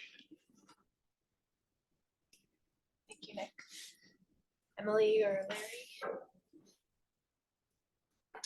Yeah, I guess, this has been really fascinating to review. I was not here I was on the commission, but not at the meeting, the more recent meeting for it, and I was not on the commission in 2021 when the first kind of look at a structure that spanned the colonnade itself was presented.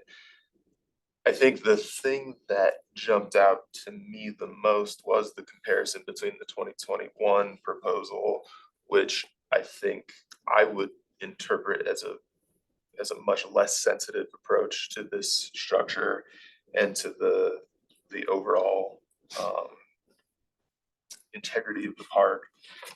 And this to me feels like a much more thoughtful and kind of delicate way of addressing what the Parks Department and the city in general believe to be either things that could be improved or existing problems with the current arrangement.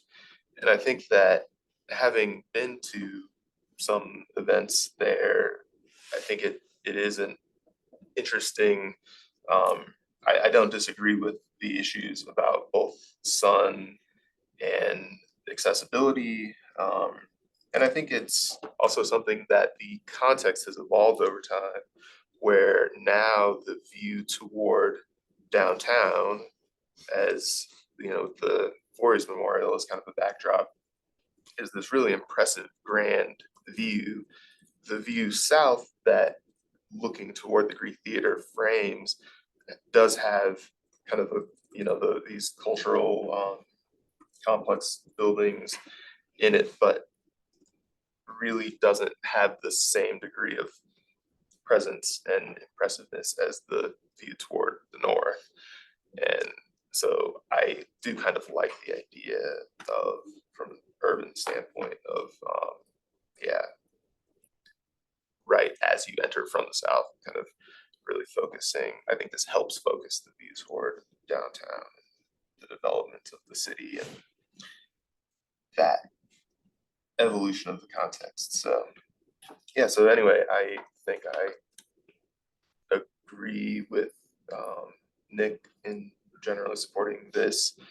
I do hear the concerns about preserving certain aspects, but I think overall this meets that challenge with the least amount of disruption to existing aspects of or what we would call character defining features.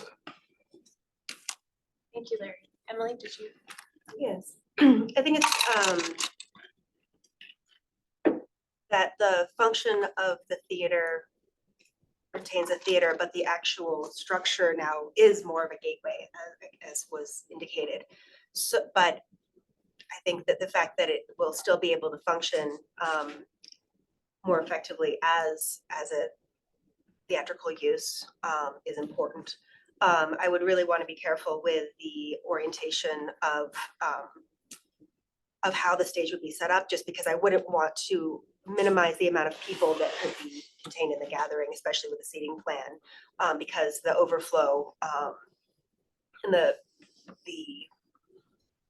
sort of the larger scale gathering aspect is very important. I also agree that I wasn't on the commission prior, but the previous plan really subjugated the structure, I believe, and the separation of the neoclassical and modern, I think, is important, which is part of why I was indicating about the columns.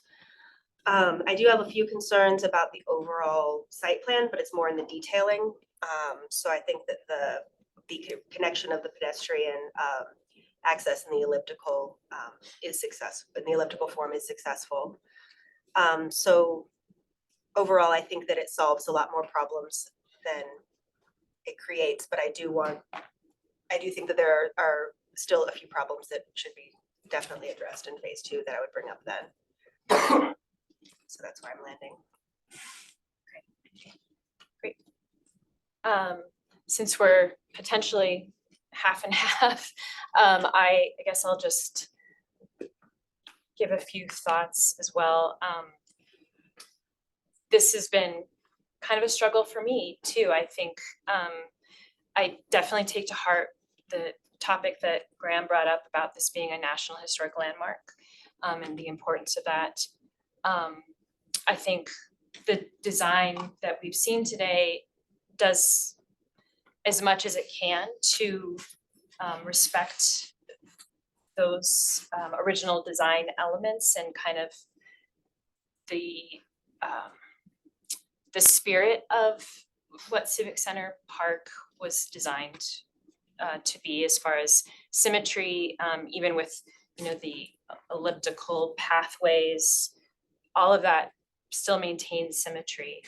I guess I'll also just segue to say that, you know, Civic Center Park has been a problem, I say in quotes, that people have been trying to solve for decades, at least the 20 years that I've been involved in preservation in Denver, if not longer. And this is probably the most sensitive design that I've ever seen come forward in trying to address those problems for Civic Center Park. I think some of what we're dealing with is that the park itself has been,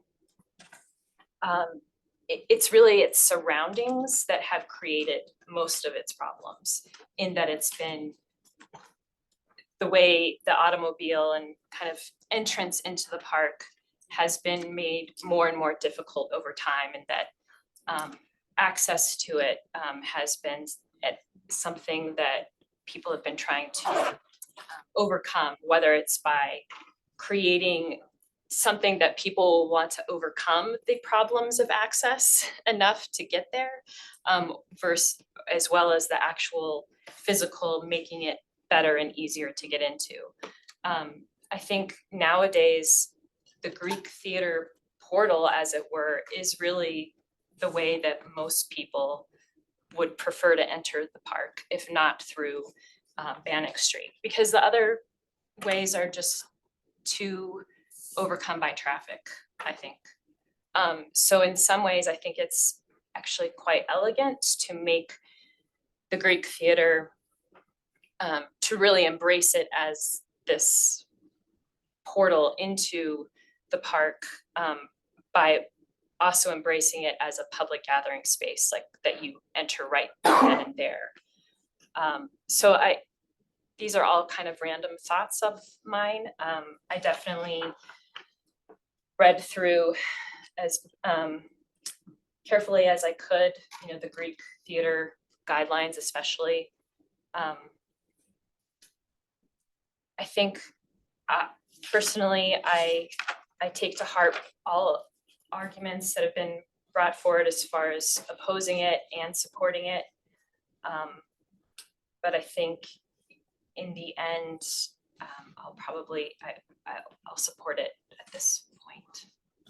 So it's kind of, I think we all kind of know where we are, but if, you know, I don't think we need to rush into something if there's more discussion to be had.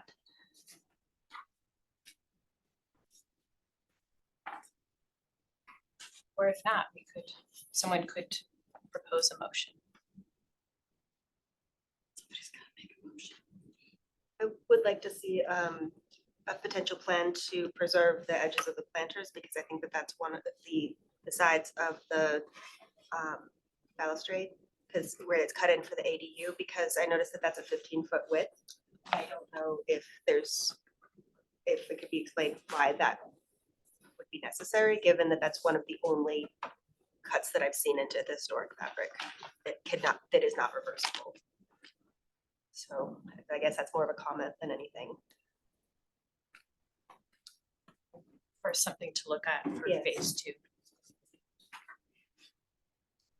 I'm prepared to make a motion. Go ahead.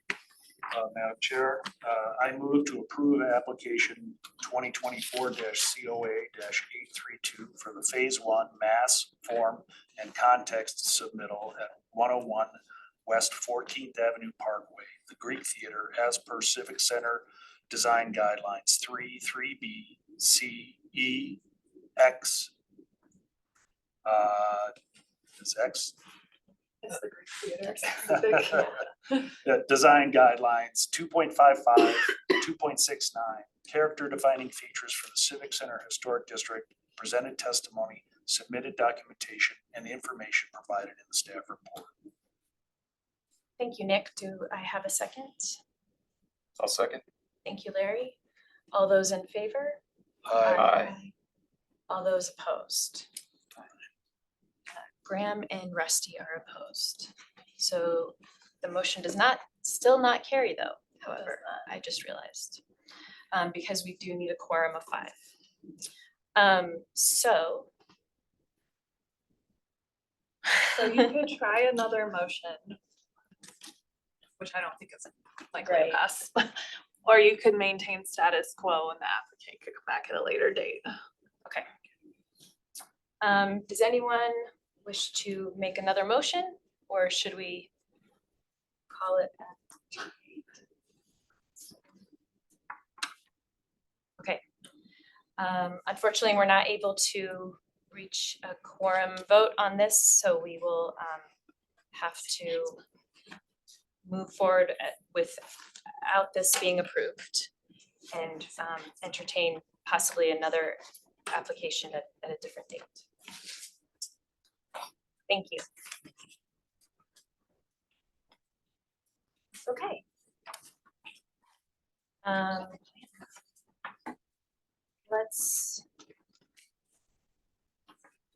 Does anyone need a break at this moment, or should we try going for our second design review project? Great. Let's move on to our second design review project. This is application number 2024-COA-811 at 1115 West 11th Avenue in La Alma, Lincoln Park Historic District. And we have Jen. Hi, I'm Jen Capetto, Landmark Preservation staff. I do want to make a real quick clarification to the last thing that you said before this one, which was that you didn't have a quorum vote. I don't believe that's an actual fact. You have a quorum. It's just Not don't a- have enough votes, which is 5. For it to Yes, so just Thank you. putting that Yes. out there for the record, because you do have a quorum. Okay, so this property is in the Alma Lincoln Park Historic Cultural District, which was designated in 2021. According to the building's history, the site was occupied by a series of groceries. Oh, I can't move the slides, I forgot. Could you move to the next slide, please? The site was occupied by a series of groceries and markets for the approximately 100 years before it was sold in 2023 to the current owner. Next slide. In early August 2024, the owner submitted an application to Landmark Preservation for an electrical panel to be installed, be placed on the exterior of the building. When Landmark staff asked for more information about the location of the panel and photos of the building, we discovered that the property owner had taken a major renovation of the building without Landmark approvals and without building or zoning permits, all of which are required. Next slide. The completed work includes removal of, this is the application, I'm one slide off, so you can move to the next one. The completed work includes removal of the historic cornice and trim, removal of non-historic doors, removal of non-historic light fixtures and signage, removal of rolled roof cladding, installation of new metal doors and windows in new masonry openings, installation of EIFS on the 11th Avenue facade, and a stucco base coat on the 3 secondary elevations, and installation of a new EPDM roof cladding and metal parapet caps. Thanks. Landmark staff could have approved some of this work administratively, including roofing and removal of non-historic features. If the project had come in as an application before work began, we could have guided the property owner towards more sensitive alterations in keeping with the historic character of the building.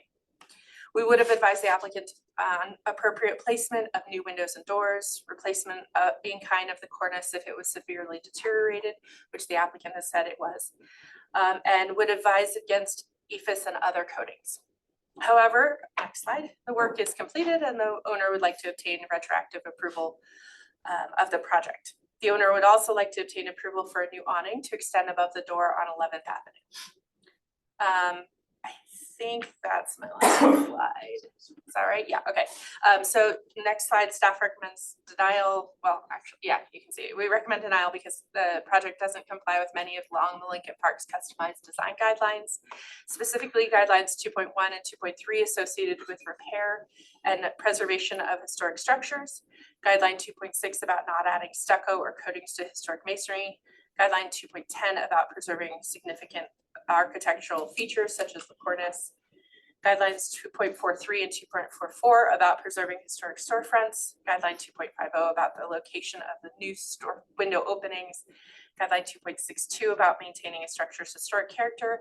And then guideline 2.54 about adding a new awning. That's our recommended motion.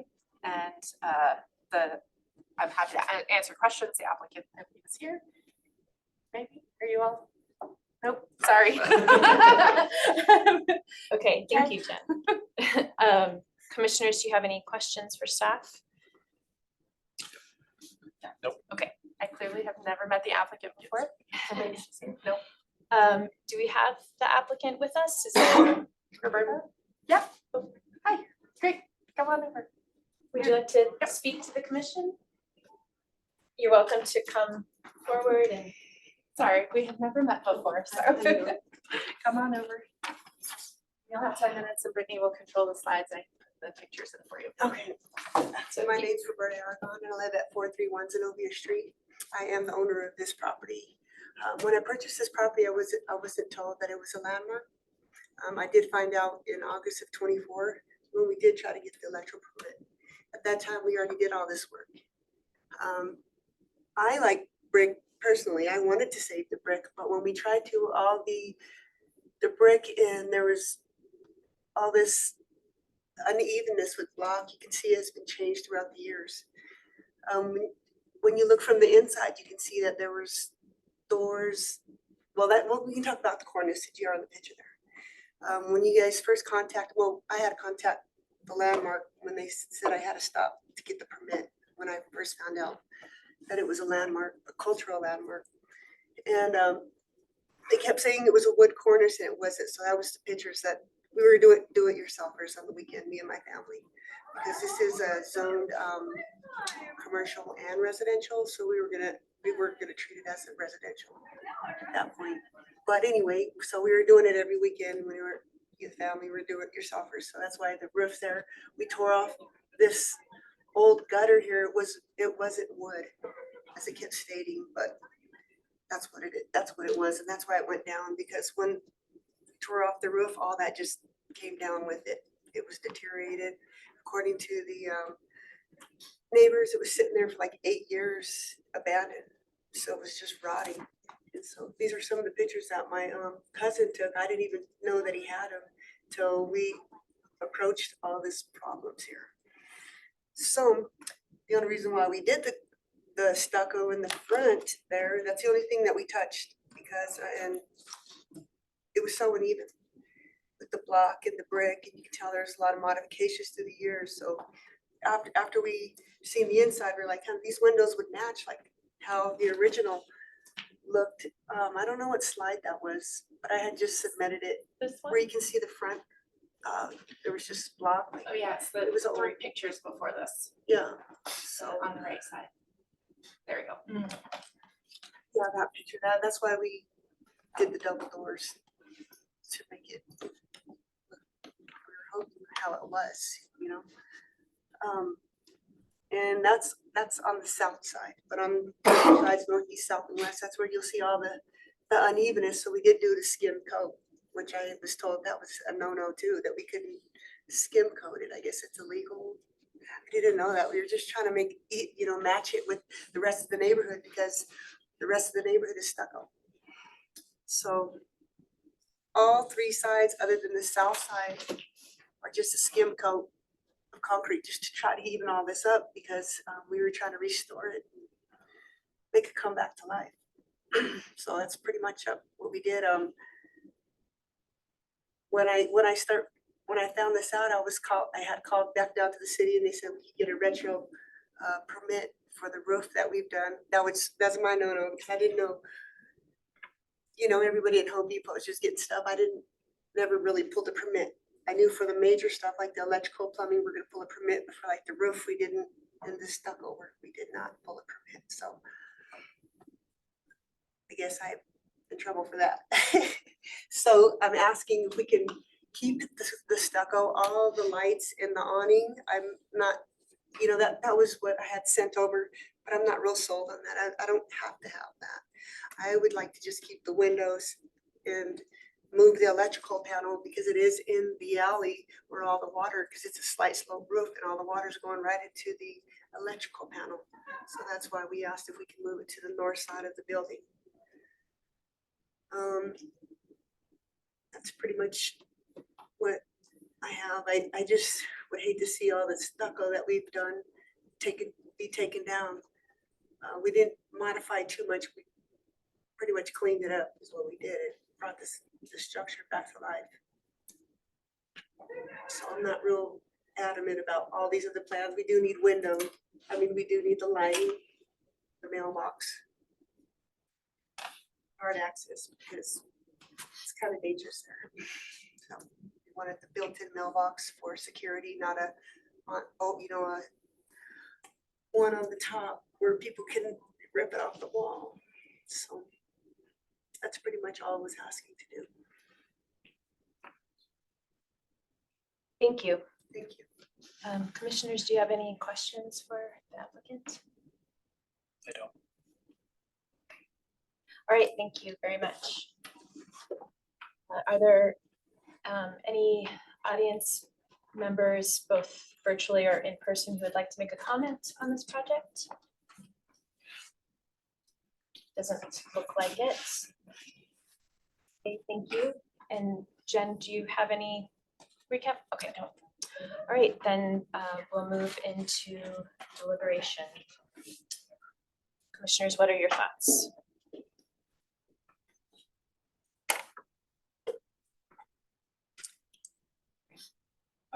Had the same thing happen before when a metal cornice came off with the roof, and with the best intentions, it was thrown away as old, but as a character defining feature, it's kind of a difficult thing to look past. So I've been here, done this, I guess, before, with another building in a different district, specific to the roof and the cornice work, I guess. Jumped magnitudes here from Civic Center Park scale wise and detail wise. You know, these are always challenging because the intent of the guidelines and the process and city permitting is clear and applies to everyone. And it's never a fun conversation about moving backwards, whether that backwards is in the, you know, in the direction towards retaining historic fabric or not. It's not conclusive. These are my thoughts. Thank you. Anyone else? I'm very sympathetic to the situation. And we are here to enforce the guidelines, which are very clear. Personally, I would ask staff to look more at replication or integration of a cornice, as I think that's more character defining than the stucco. Then removal of the Than stucco. removal of the stucco, because I mean, I did see a deterioration of the masonry. Understand the intent there at least. Oh, sorry, I'm not speaking loud enough.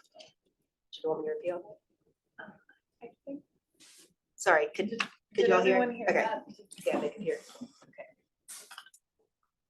Yeah, I mean, I think to speak specifically also to the question of the stucco though, I would have some concern that is ephes, and this is an existing masonry wall trapping moisture behind the styrofoam portion of the ephes, could present problems down the line, which is exactly why I think we don't have ephes allowable in our guidelines. So, I mean, even just as a friendly comment for the applicant, that's a finish system that could actually degrade the walls over time. So, Can we look at that picture again? I'm not certain it's whether it's actually ethos Yeah, or not, yeah, that's a good question, yeah. Is it Given the traditional quality of stucco? the surface, even after the stucco Yeah. was done, it looks like it was applied directly to, and that's a question we can maybe ask to confirm, is there insulation between the old brick and the new? There is insulation there. Gotcha, it looked like some of the characteristics of that masonry were showing through. Yeah. Yeah, it seemed like it would be flatter if it were. There's a lot of Ethos. brick block layers to it. That's the most we can do to make it as presentable as it can. Yeah, but there was a layer of foam or insulation applied to the building and then the stucco on top of that, is that correct? Oh, okay. Interesting. Other than that, I agree with the staff report. All right. There's no other commissioner comments. Do I hear a motion? Madam Chair, I move to deny application number 2024-COA-811 for retroactive approval of the exterior ethos cladding and new metal windows and doors and new openings at 1115 West 11th Avenue as per customized design guidelines for La Alma Lincoln Park Historic Cultural District 2.1, 2.3, 2.6, 2.9, 2.10, 2.43, 2.44, 2.50, 2.54, 2.62. Character defining features for the La Alma Lincoln Park Historic Cultural District. Presented testimony, submitted documentation, and information provided in the staff report. Thank you, Larry. Do I hear a second? Second. Thank you, Graham. All those in favor? Aye. Any opposed? Okay, so the motion carries. Ask you to work with the Landmark staff on moving forward. Thank you. All right, it's 3 o'clock. We have 2 more design review items, but some business items as well. So I'd like to suggest we take a 5-minute break and we'll reconvene here at about 3:06. Thank you.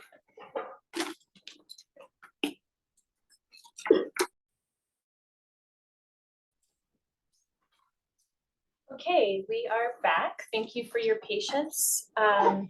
We are resuming our meeting, moving on to our 3rd design review project for today. It's application number 2024-COA-900 at 301 Gaylord Street in the Country Club Historic District for the Phase 2 design details for infill construction. We'll hear from Brittany today about this project. Okay, so our next project is for the Phase 2 design details submittal. Currently on the property, there is a non-contributing building that the commission did approve for demolition on September 3rd. And then the commission also approved the Phase 1 mass form and context on October 15th for this submittal, which is at the corner of 3rd and Gaylord Street, which you can see on the map here. So here is the property and the proposed site plan. This property will have a brick site wall around it at the rear that then transitions into a iron fence with brick piers. The walkway will come off of the side, whoops, sorry, it's very touchy, sidewalk. The walkway materials are not noted, so we will need that noted as part of a condition on this application, and same with the walkway materials between the garage and the primary structure. It's presumed it's concrete, which would be typical. However, occasionally within Country Club, we do see other paving materials, such as bluestone, etc. So that does need to be clarified and in compliance with the design guidelines. On the north side of the property, 2 HVAC units will be located, and that is screened from the public right of way and will have minimal visual impact on the neighborhood. So in terms of the roofing material, the applicant is proposing a concrete flat tile that does look like slate, and both the primary structure and garage will be clad in this material. Slate roofing is a typical material within the Country Club Historic District, so staff are supportive of this material as it replicates a historic material, and slate is typical of the neighborhood. The primary structure and garage will be clad in this red brick. This red brick does have tumbled edges, and our guidelines do not allow brick with tumbled edges as it creates a false sense of history. So staff are asking the applicant to look at a different brick without tumbled edges.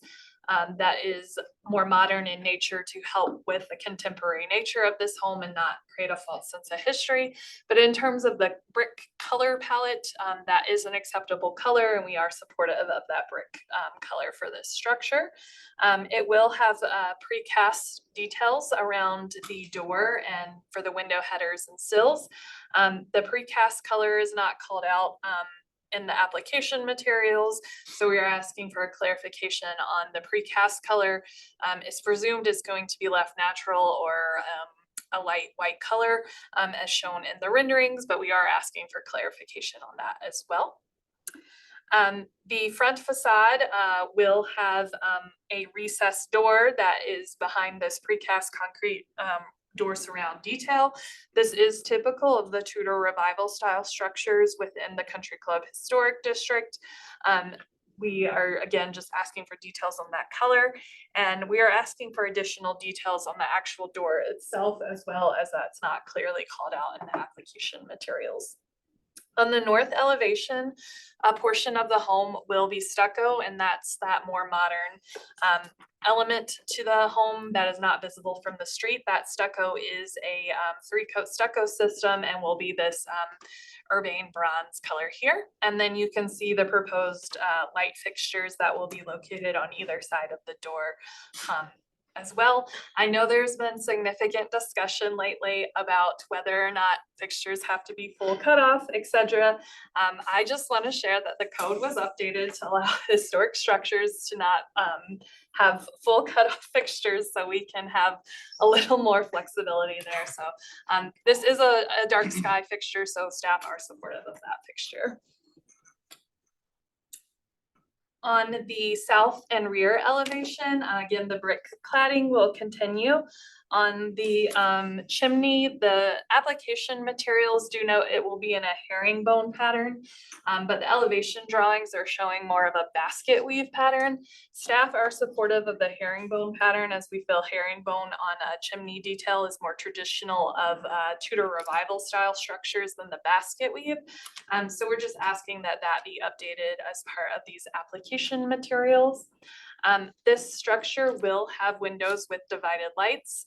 Many of the divided lights are simple, just square divided lights, but there are some diamond pane divided lights proposed. Generally, we also are supportive of the divided lights. However, the application materials don't indicate if they're true divided lights or simulated divided lights, and we do require those, so we are also asking for clarification on that. The projecting bay on the south elevation will also be clad in stucco, that same urbane bronze that you see on the screen, and it will have a metal roofing material, which is typical of some of these details within the Country Club District, and that's a beautiful freeze frame that I'm stuck on. Did I lose connection? I sure did. Yes. Got recorded there.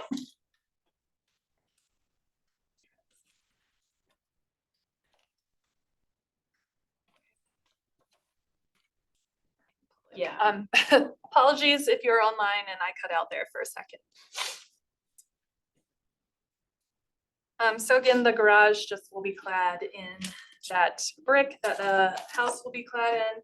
The site wall will also be that same brick. Again, we're just asking for it to be a brick without tumbled edges, and the garage will also have the same light fixture that is used on the front of the house around doors, which we find acceptable.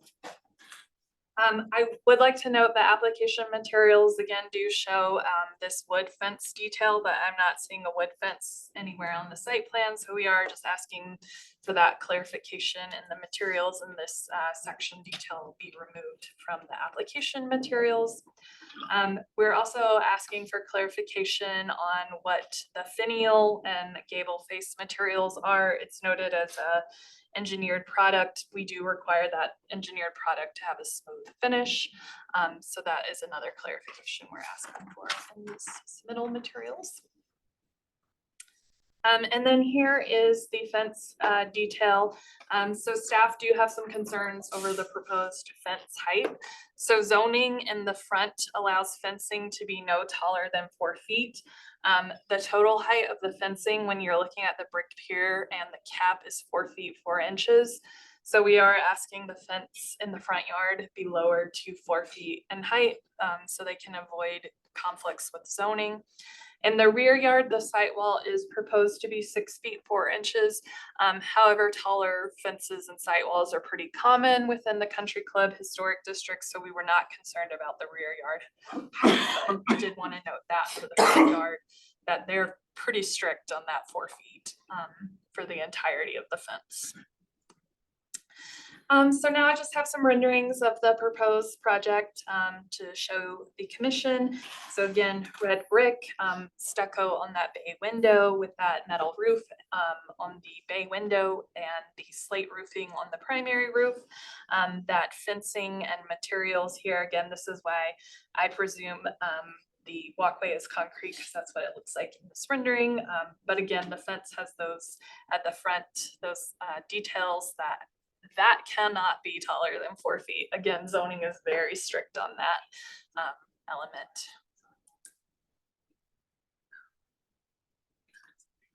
Here is the rear with the garage showing those windows and especially those diamond pane windows. Again, just asking for clarification if they're true divided lights or simulated divided lights.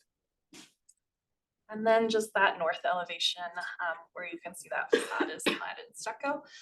But generally we are supportive of this project. There are a fair number of conditions, but they're really minor and just clarifications on some of the materials. So recommending conditional approval on this project. Okay, thank you, Brittany. Any questions for staff from commissioners? Okay, we can hear from the applicants now.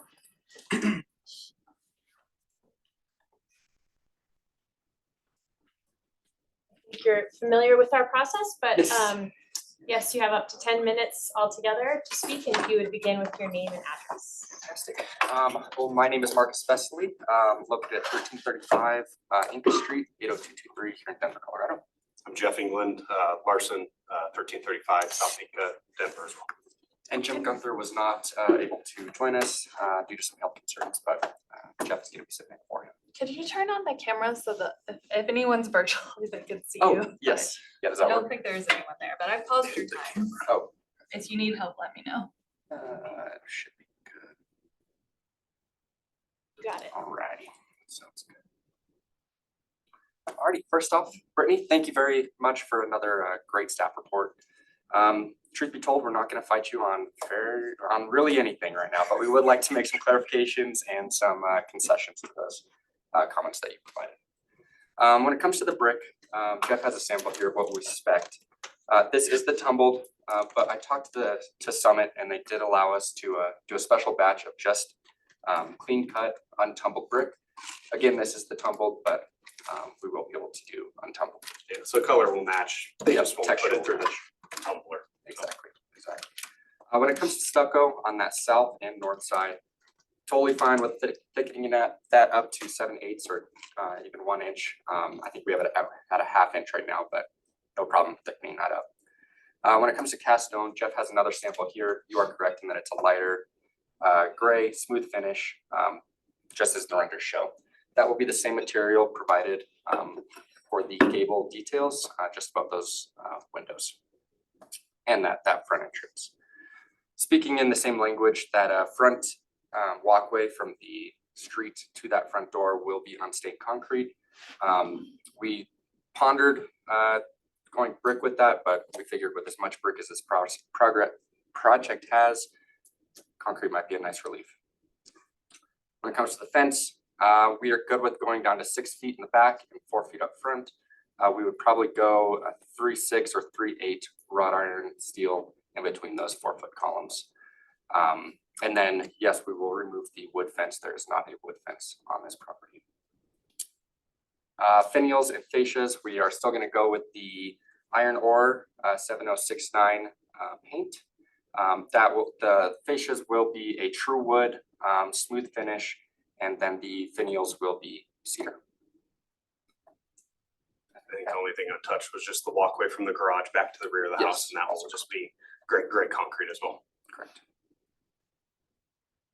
And just to point out, the Ally Mae neighbor behind us sat in on the HOA or the neighborhood meeting, and is going to work with us to add more screening and landscaping at a later date.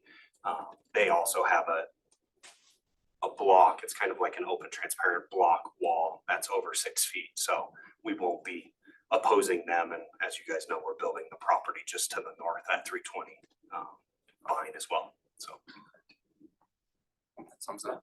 The windows. Windows, yes, those will be simulated divided lights. Thank you, Brittany. Yes, simulated divided.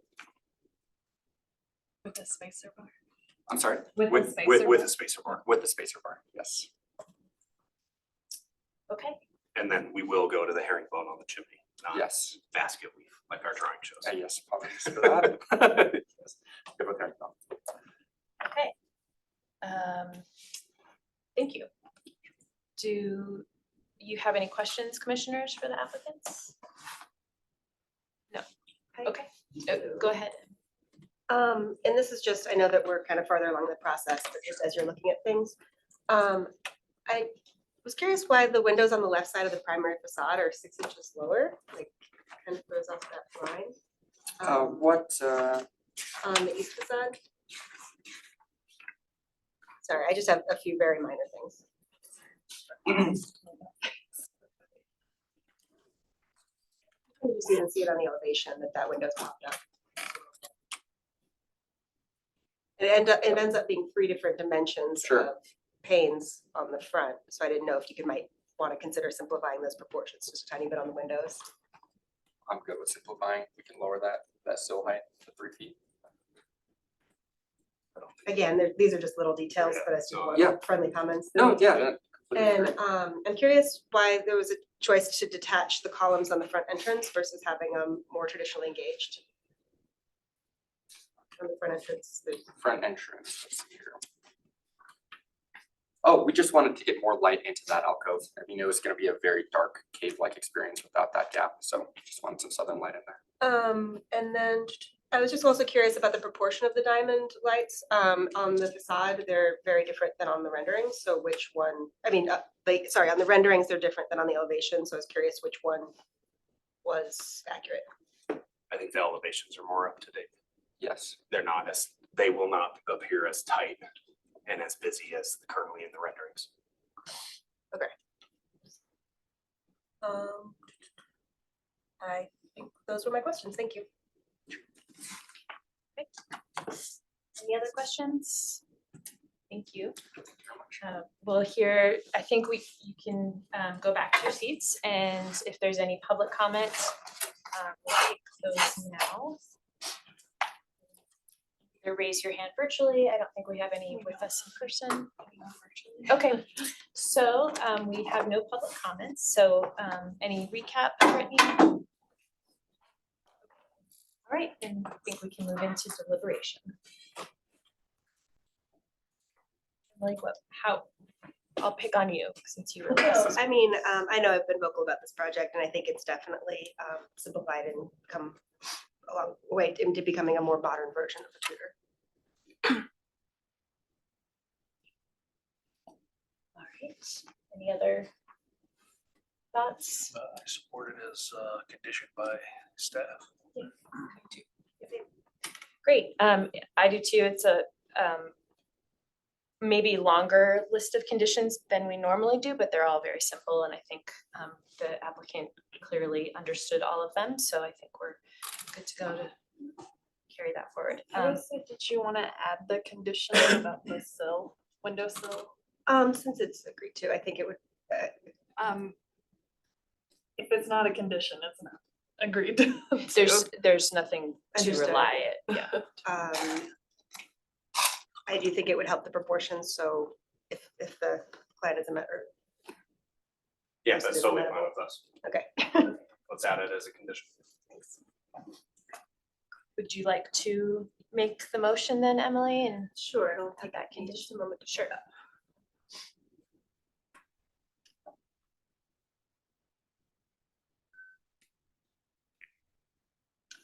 All right, I move to approve with conditions application number 2024 COA 900 for the new construction. Phase 1 mass form and context at 301 Gaylord Street as per Country Club design guidelines B1 through B4, B6, C1, D1 through D5, E1, E2, F1, F3, F4 design guidelines. 4.1, 4.3, 4.5 through 4.8, 4.19 through 4.20, 5.2, 5.5, 5.6, 5.12, 5.18, character defining features of Country Club Historic District, presented testimony, submitted documentation, and information provided in the staff report with the following conditions.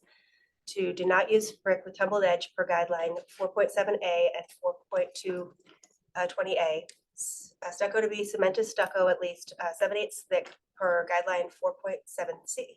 Confirm material color for precast concrete, material specification for the fascia and finials, material specifications for the front door and walkway per guideline B6, E1, F4, 4.7, and 4.8. Windows must be true divided light or simulated divided light with spacer bar per guideline 4.8H. Remove fence section detail for wood fence on page A401 and front yard fencing to be no taller than 4 foot at any point per C1 and 5.5, as well as reducing lowering the sill. I don't know which window, on the right side of the east elevation to match on either side of the front entrance. Sorry if that's not specific.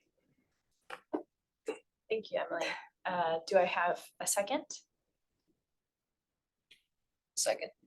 Thank you, Graham. All those in Hold on. favor? Oh, sorry. We need a friendly amendment because I made a mistake in the motion. It is not phase 1 mass forming. Yeah, I was Yes. It is wondering that. phase 2 design details. Back Okay. My We'll just keep going apologies. back. Emily, you can feel free to make the friendly amendment yourself. No, Okay. just say. Friendly amendment to change to specify phase 2. Design details, right? Yes. And great, thank you. And you accept it as the original motion and then, I'll accept the second. okay, great. All right, thank you. All those in favor? Aye. Any opposed? All right, the motion passes unanimously. Thank you. All right, we are moving on to our final design review project today. This is for project number 2023-COA-409 at 661 Williams Street in the East 7th Avenue Historic District. And Brittany is our staff person again. So our last project is for modifications to an existing accessory dwelling unit at 661 William Street, which is in the East 7th Avenue Historic District. Apologies, the slide says Country Club, that's not correct. But here you can see the primary structure, which is a craftsman bungalow style structure. So here is the proposed proposed and existing site plan, as the footprint of the structure has not changed. So I want to walk the commission through this project because it is been very difficult and long. So sometime between the 1960s and 1970s, an existing one-story garage structure was modified into the larger footprint that you see on the screen today, and 2 stories. In 1976, the property was purchased by the current owners, Mr.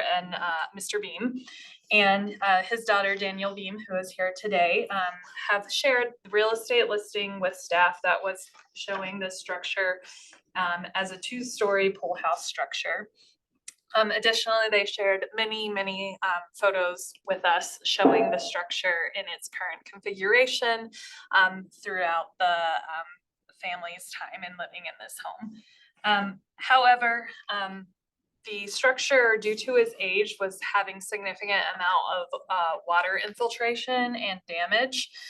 So the homeowners began to make modifications to the property to address the water infiltration.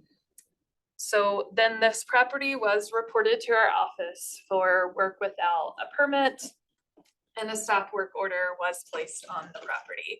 At the time that the stop work order was placed on the property, this neighborhood and zone district was not zoned to have accessory dwelling units. And zoning would classify the use of this structure as an accessory dwelling unit. So this presented a problem for moving forward with pulling permits because this was not a permittable use. So what occurred is the applicant's homeowners secured the structure and made it watertight. So essentially putting a roof on the structure because the roof form was slightly modified, adding the windows into the structure, but not finishing the cladding, not finishing the roofing materials. So the homeowners and staff did do research to see if we could find any permits indicating that this would be grandfathered in as an accessory dwelling unit use, and we could not find any of those permits. So we advised the applicants to go through the rezoning process. And at the time, the homeowners were more than willing to go through the rezoning process and get this spot rezoned to allow for an accessory dwelling unit on the property. Spot rezoning does cost $1,000, and all of the outreach and efforts to do the noticing, et cetera, is on the property owners. It's not something we as CPD staff do. That was applied for by the property owners in January. However, the rezoning team did not get back to the applicants and were not able to meet with the applicants until March to discuss that spot rezoning. By that point, the city was already in the process of working through a citywide ADU rezoning process. Again, the applicants and homeowners were more than willing to go through the spot rezoning process, but due to the delays, we as Landmark staff did not feel that was fair and encouraged them to just wait until the citywide rezoning went through. The citywide rezoning was also delayed until November of this year, but was recently passed by City Council, and now ADUs are an allowed form citywide. So now that ADUs are an allowed form citywide, we're moving this project forward before the commission. So here is the structure in its state today, where it has sat for a number of years, watertight and secure. So the applicant is proposing to finish out the work on the structure, which includes cladding the structure in stucco and adding timber framing detail. The roof form was slightly modified from the original roof form. It's principally it was a jerkin head gable roof. The applicant is proposing more just a traditional gable without the clipped ends, and this kind of pop-up detail was added, but these modifications are minimal alterations to the overall height of the structure. So staff are supportive of the structure in its form and the cladding materials. The cladding materials are inspired by an existing rear non-historic addition that is also stucco with timber framing elements on it. The dormer on the primary structure also has timber framing elements. So we do feel that the timber framing is pulling from the existing context. The applicant has always had this pergola structure that you see here in the photographs with the brick columns. So because there are no changes being proposed to that, and that has existed for since the 70s, we're not requiring changes to that, but they are going to add a roof structure to the pergola to create some coverage for that entry feature on the home. So we are supportive of those alterations. Here are the proposed light fixtures. Again, this applicant has 2 fixtures because of the zoning code requirements of the full cutoff, but we are supportive of their proposed first choice, which is this fixture here. So we're just asking for clarification on that, but we are supportive of their first choice, as they do have 2 alternates in here. The windows of the structure do appear to be inset in the wall plane, but this section drawing is showing that they are not. But when you look at the photographs, they do appear inset, and the cladding materials haven't been added yet. So we're just asking for clarification on that from the applicant as well. And then finally, they do have this existing door that is pulling from inspiration from some interior doors and windows on the primary structure. This is not something we would typically approve. So we do have some concerns over the door, but this is the door that has been on the structure for several years that the applicant would like to reinstall on the property. So here again, I just have some photographs of the structure, and you can barely see the accessory dwelling unit peeking out to the side, as it is somewhat visible from the public right of way. But again, historically, this was a garage that was in this place, and again, the footprint was expanded in the 70s, no change to the existing footprint or placement on the lot.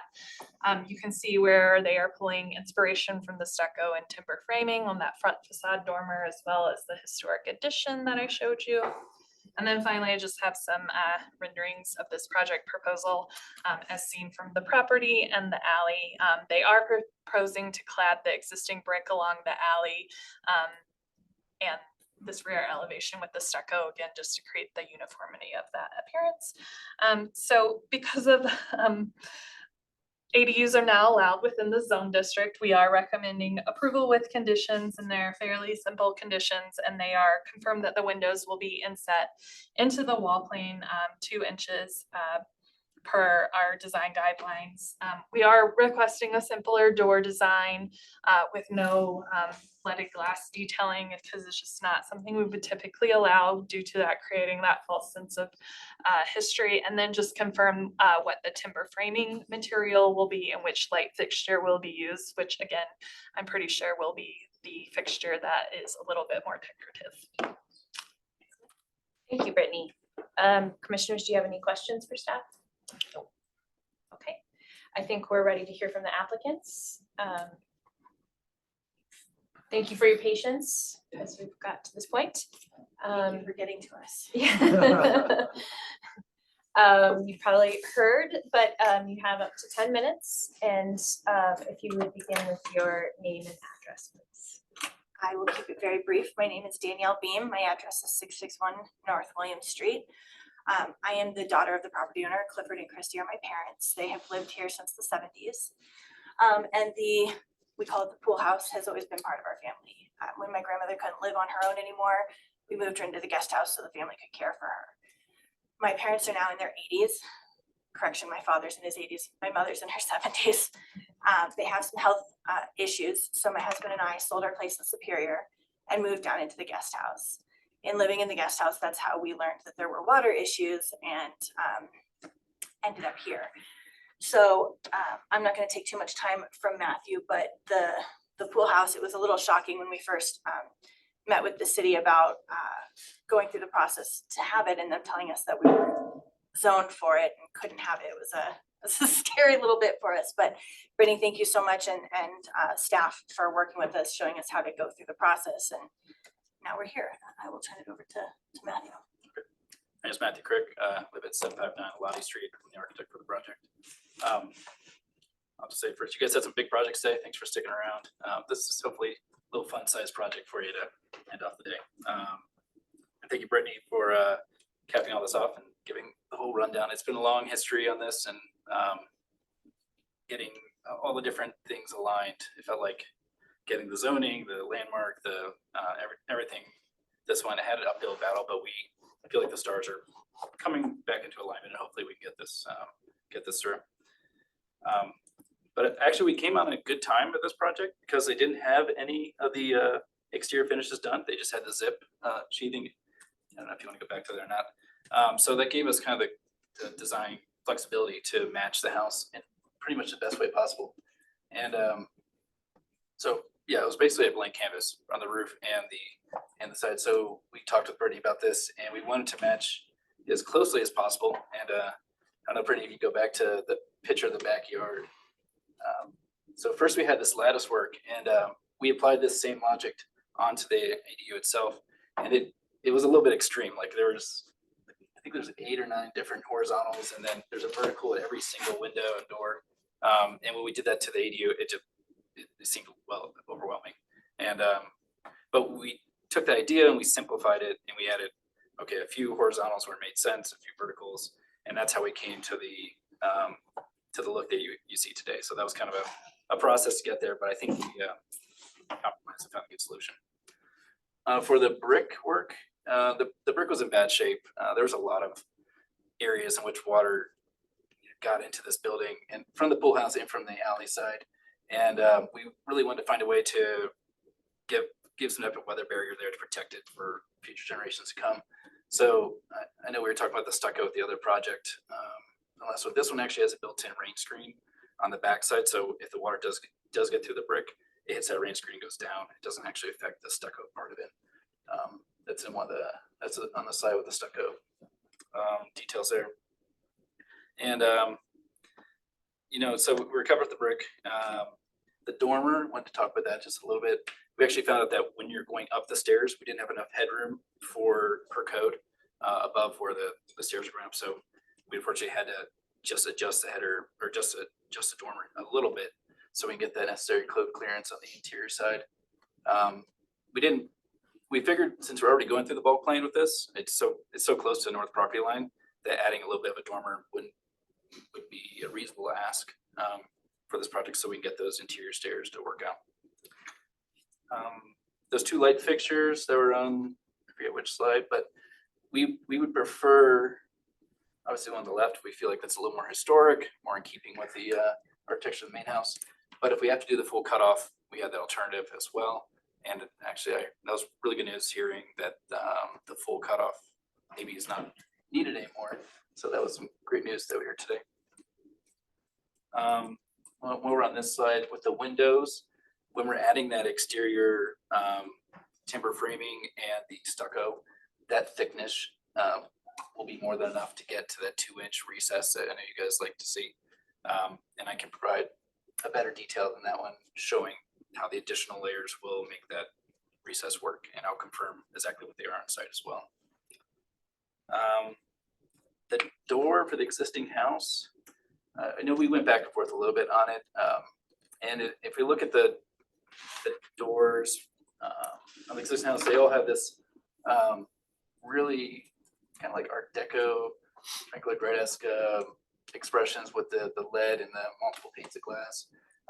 We wanted to bring that back and bring it into that part, to that door there for the front entry. And my client, they love this door, and so do we. So we're asking for your approval to do that, even though it's a little against maybe some of the guidelines. But I did want to keep in mind that this door is actually facing the interior of the lot towards the bowl. You don't see it from the right of way at all. And you can sell that from our renderings from either the alley or the front street. Can I just real quick, our lot does have a 4-foot retaining wall from the alley up 4 feet, and then you have our privacy fence.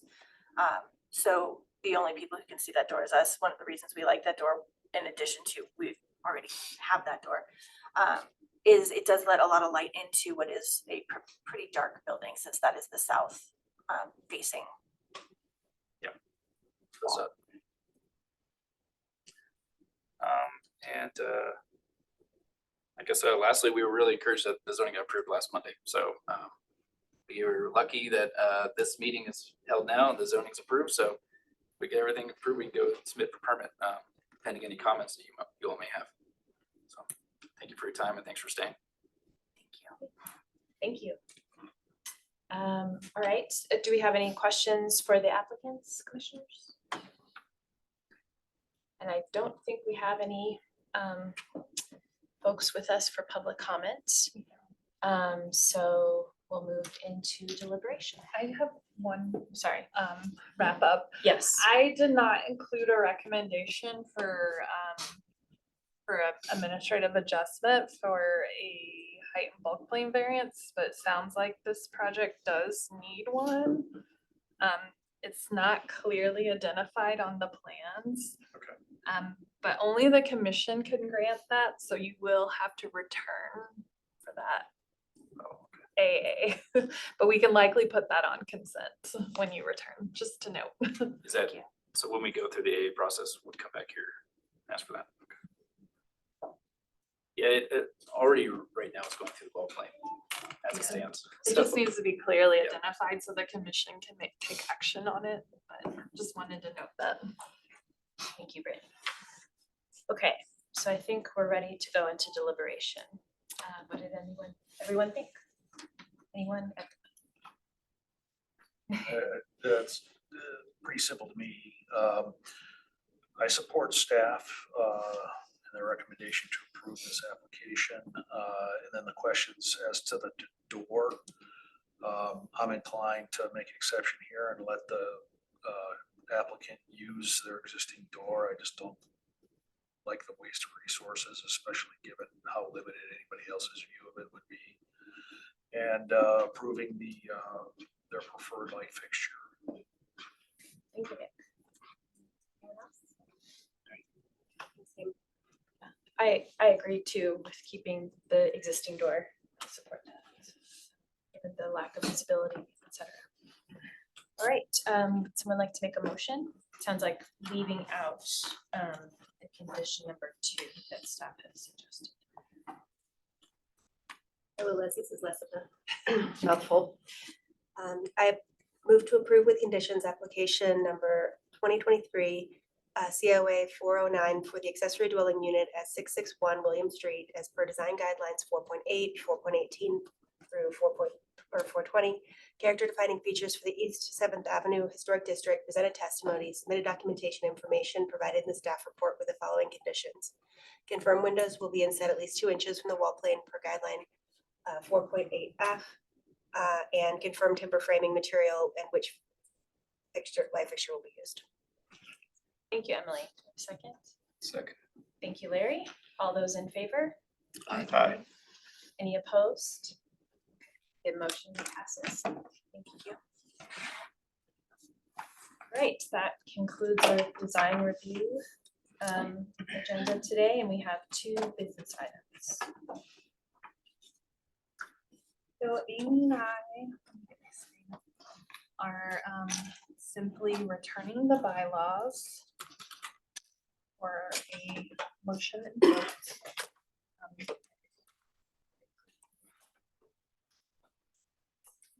Does she need to state the process since no one's actually here? Yes.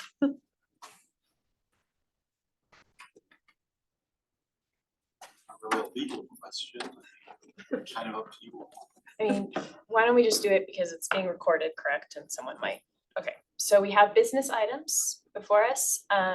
These are items for commission deliberation and voting. I will announce each business item on the agenda. Staff will introduce it and commissioners may question staff. We'll have a public comment period if anyone is here to make such a comment. And then we'll have staff clarifications if needed, followed by commission deliberation, motion, and vote. So first we'll hear about the LPC bylaws. So we have already discussed the bylaws with you, and we have made appropriate changes to the bylaws based on advice from the attorneys and the commission. Per our discussion last time, we are changing our public comment policy to occur at the beginning of the meeting during the public comment section on the agenda, and that's where all comment will occur for all design review consent agenda items. If it is a public hearing item that requires physical noticing on the property, that will occur after the public hearing is presented by staff and the applicant presentation. But that is kind of a change to the bylaws. But essentially this document is the draft that we presented to the commission for review. So we are just recommending that the bylaws be adopted with an effective date of January 1st, 2025. So we close out this year with our current public comment policy and then start fresh with the new public comment policy in 2025. Thank you, Brittany. Are there any questions for staff? No. I guess I'd just like to say I had to unfortunately leave early before the conclusion of the last time we reviewed it. I'm still a little unsure of how the public comment of being at the beginning will just kind of address the issues of kind of equitable representation from different viewpoints, but given, you know, that this can be changed back or amended in a different way if needed in the future, I think it's worth giving it a try. So just wanted to say that. Great. Would anyone like to make a motion? Madam Chair, I'll move to approve or adopt the bylaws as presented. Or sorry, I'm just making a note on this. Move to amend the LPC bylaws as presented with an effective date of January 1st, 2025. Thank you, Graham. Do I have a second? Second. Thank you, Larry. All those in favor? Aye. Any opposed? None opposed. It passes unanimously. And then our next item is just an update to the LPC public comment policy. Just to align with the bylaws and add clarification on how to provide public comment. Sorry, I'm trying to pull that document up. We also did have community planning and development communications team review that document. They didn't have comments for us. They also don't have concerns over this change to the public comment policy, but in addition to you know, the update to this policy, we will provide notification in our newsletter about the change that is happening and information on our website. So again, it's just really clarification in this verbal comment section about when public comment can occur. And again, that's at the beginning of the meeting during the public comment. And then also per attorney advice, applicants public commenters are not required to provide their address if they don't feel comfortable with that. So I'm just noting that they may provide their address if they like. So those are the substantial changes to the public comment policy. Will this be effective with the bylaws or immediately? We are also recommending this be effective with the bylaws. With the providing address also be effective, or is it kind of not, is it technically not effective now? I mean, there's nowhere that says they have to provide the address now. So it's, yeah, we could stop doing that for December if you would like. Okay, just curious more than it. Yeah. Right. Okay, great. Any other questions for staff? Would someone like to make a motion? I move to amend the LPC public comment policy as presented with an effective date of January 1st, 2025. Thank you, Emily. Second. Second from Graham. All right, all those in favor? Aye. Any opposed? All right, that passes unanimously, and that concludes our Landmark Preservation Commission meeting today. Thank you. It is now 3:59.